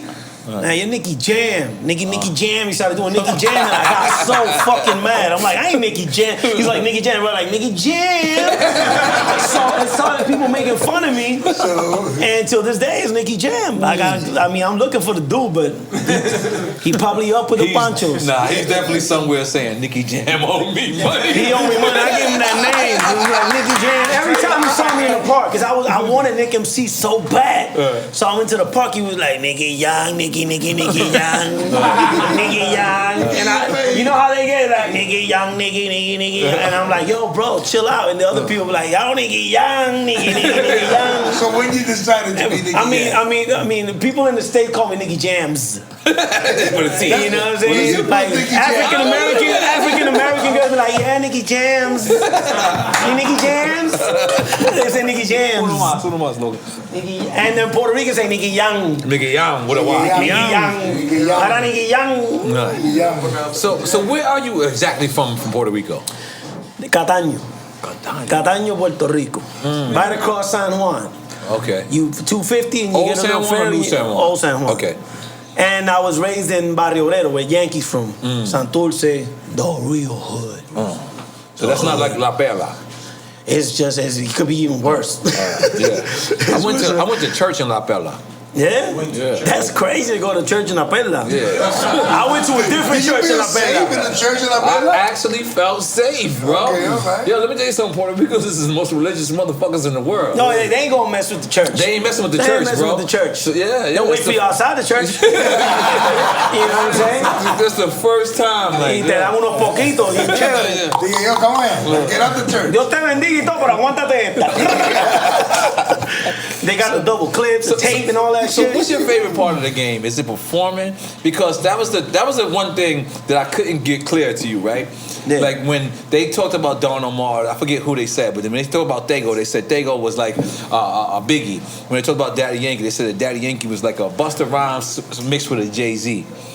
The one character that I didn't say, they just said Nicky Jam is just Nicky Jam. Like you, do you feel like that? Is it like you're just a character on your own? You're just a person? I don't know. I just think that. Or would you compare yourself to a hip hop artist?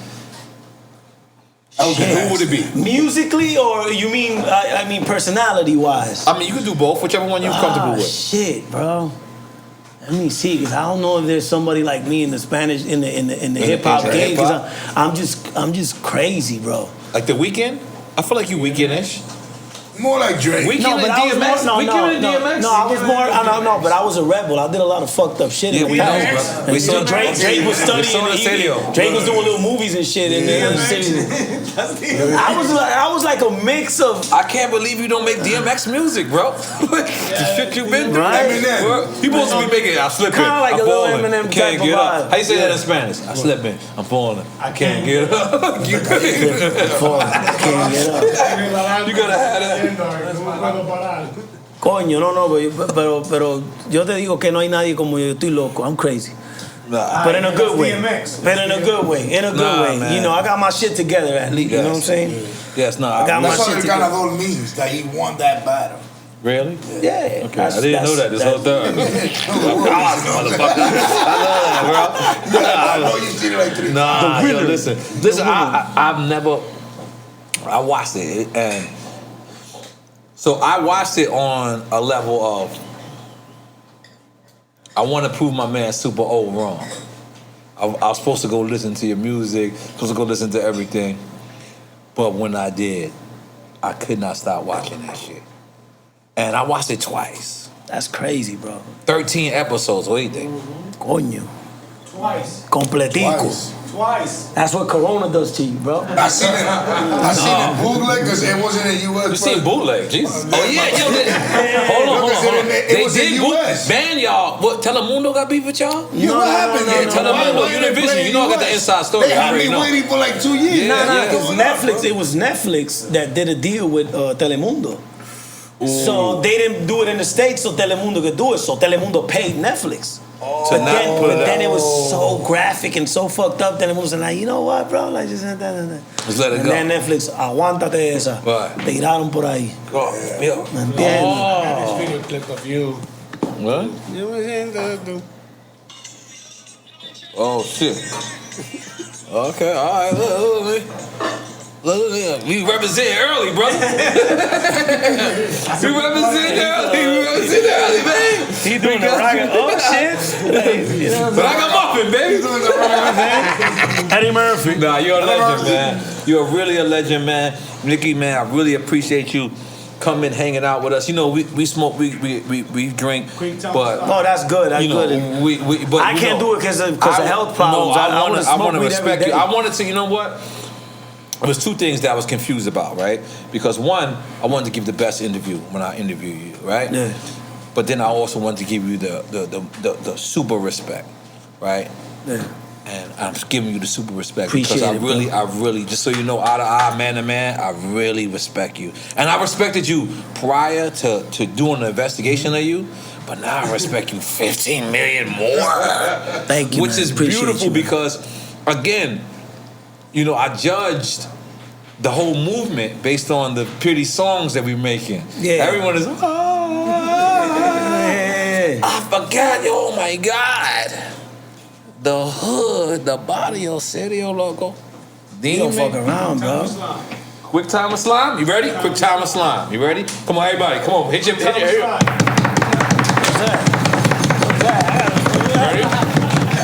Quick time of slime. I'm gonna give you two choices. You just pick whichever one. You ready?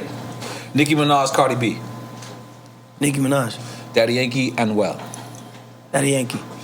Los Cangris, Alexis and Fito. Los Cangri. Okay. Pepsi or Coca-Cola? Coca-Cola.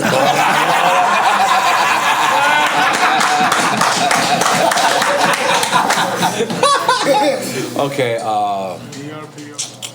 Damn. What's the other? I was gonna say Evie Queen, and what's the other girl? I forgot her name. The one that used to do the hooks. Which one is that? Jeannie. Oh, but she's just the voice, like. She's just the voice that can't do that. All right, I gotta relax. Go ahead, you give him one. Anyways, Evie Queen. Evie Queen. Even if you don't got somebody else, let me tell you Evie something. Queen. Evie Queen is my homeboy. Evie My Queen. homie. Yo, The queen. Playero The DJ queen. Playero. Playero. Uy, no, sí, Playero. Nelson, mi respeto, that's my brother, pero Playero empezó, he started everything, so it's Playero. And he really gave you that compressor in the movie. Remember, you couldn't record the shit. Yeah. Yeah. That's true. Yeah, papi. Ah. Papi, ¿me entiendes? Oh my God! You really give everybody their props. I gotta do it. God damn it, bro! You really do give everybody their props. That's fucking beautiful, man. Gotta do it, man. Gotta do it. I wanted that show to be perfect, and people. I didn't want mad people calling me. Did Coyote say no pay, no play to you? No. No, we hustle You're together. a native. I'm We not a hustle native. together. They look at this and say, I'm Morenito. He's like, Morenito. He didn't tell you Puerto Rican. I have my brother. My brother looks like you. Can somebody show him a picture of my brother? Yo, please, babe, can you show him a picture of my brother? Listen, my brother looks like you with no green eyes. My father has green eyes. All right, can somebody? Which hazardous sounds at? Come on, you're not gonna. Damn, do I have a picture of my brother? I don't even know. That's fucked up, right? I don't even know. Album. My album. Oh, Yeah. oh, yeah. 5E. Yeah. 5E. My brother's there. Oh yeah, he is there. Yeah, but damn, I don't know. Yo, G's Louise, Papa Cheese, Nicky Jam. With a Y, you gotta say Nicky Jam. Nicky Jam. Nicky Jam. I'm sorry, I'm answering my girl, and she gonna think I'm Bro, that's his fucking. brother. Yeah. Oh She's on shit. top. See little N.O.R.E. right there? Yeah. Little Poppy. That's your brother? That's my brother. Show him a picture of my father. He knows my father. I used to beat him up back in the days. And my father said, hey, you cannot do nothing to any Latino in here.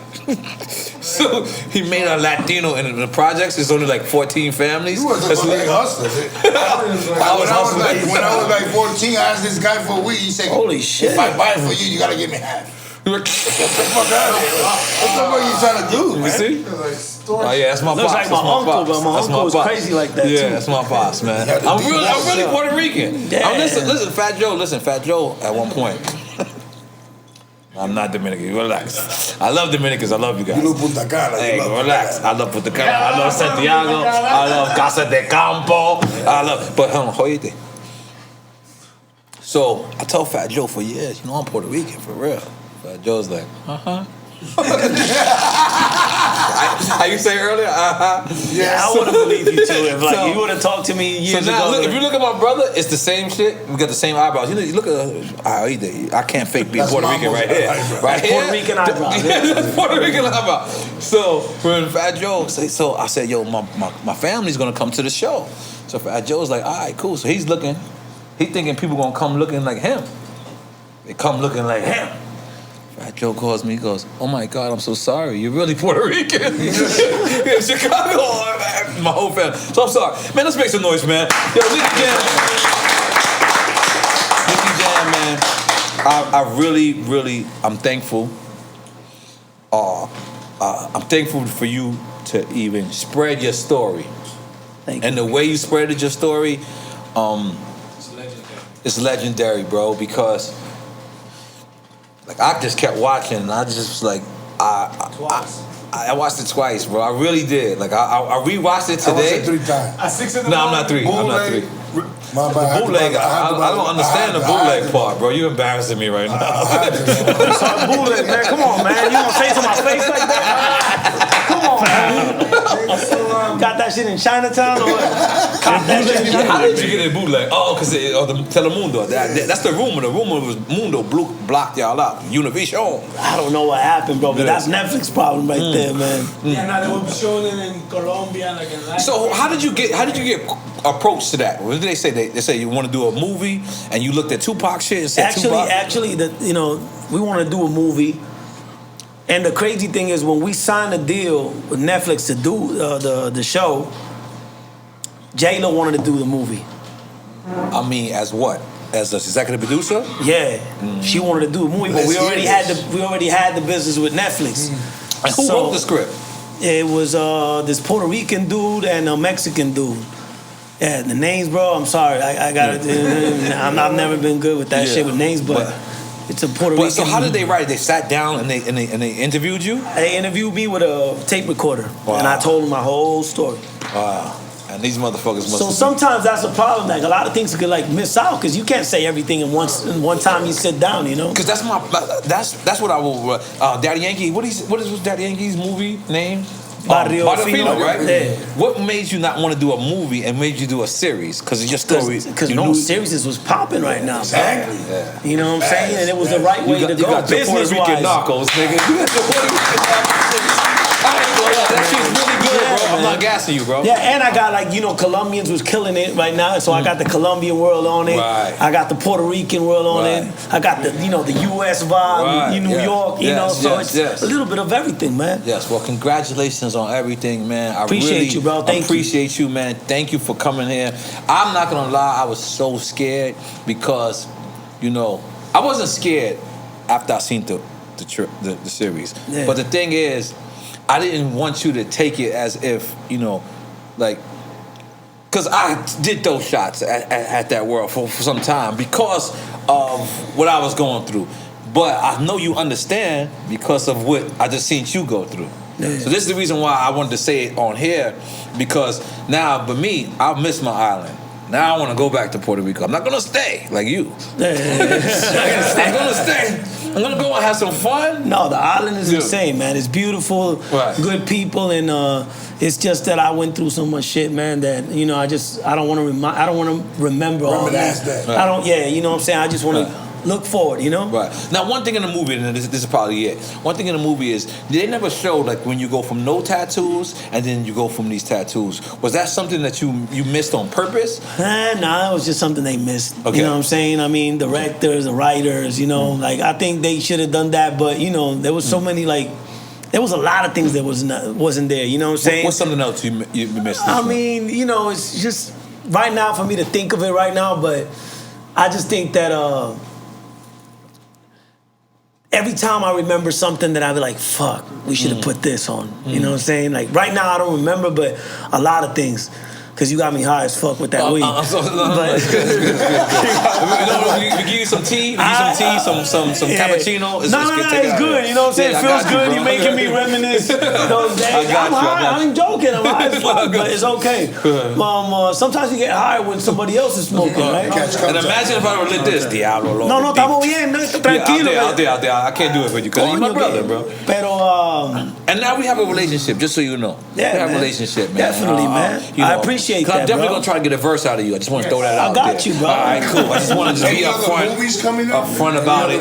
We're working. I just did. I'm doing Tom and Jerry right now. Whoa, Diablo logo. That's freaking big. Yeah. Tom and Jerry, the cat and mouse. Yeah, I'm one of the voices of Tom and Jerry. Wow.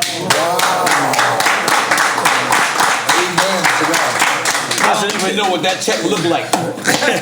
But before we get up out of here, let me big up to one of my favorite owners. I hope you stay for a meal. If you don't can stay, get a meal to go. Fabio will cook up anything you want, from anything to anything. He's an Italian mobster. In my mind, just roll with it. Just roll with it. We love him. This is damn near. It's called Sardelli's. And let me just tell you something, Nicky Jam. We really appreciate you. We really appreciate you coming down, sitting down. We're gonna open up the thing so you can get unhigh, and you know we're gonna do a couple of drops. We're gonna do a couple of drops. Take a picture.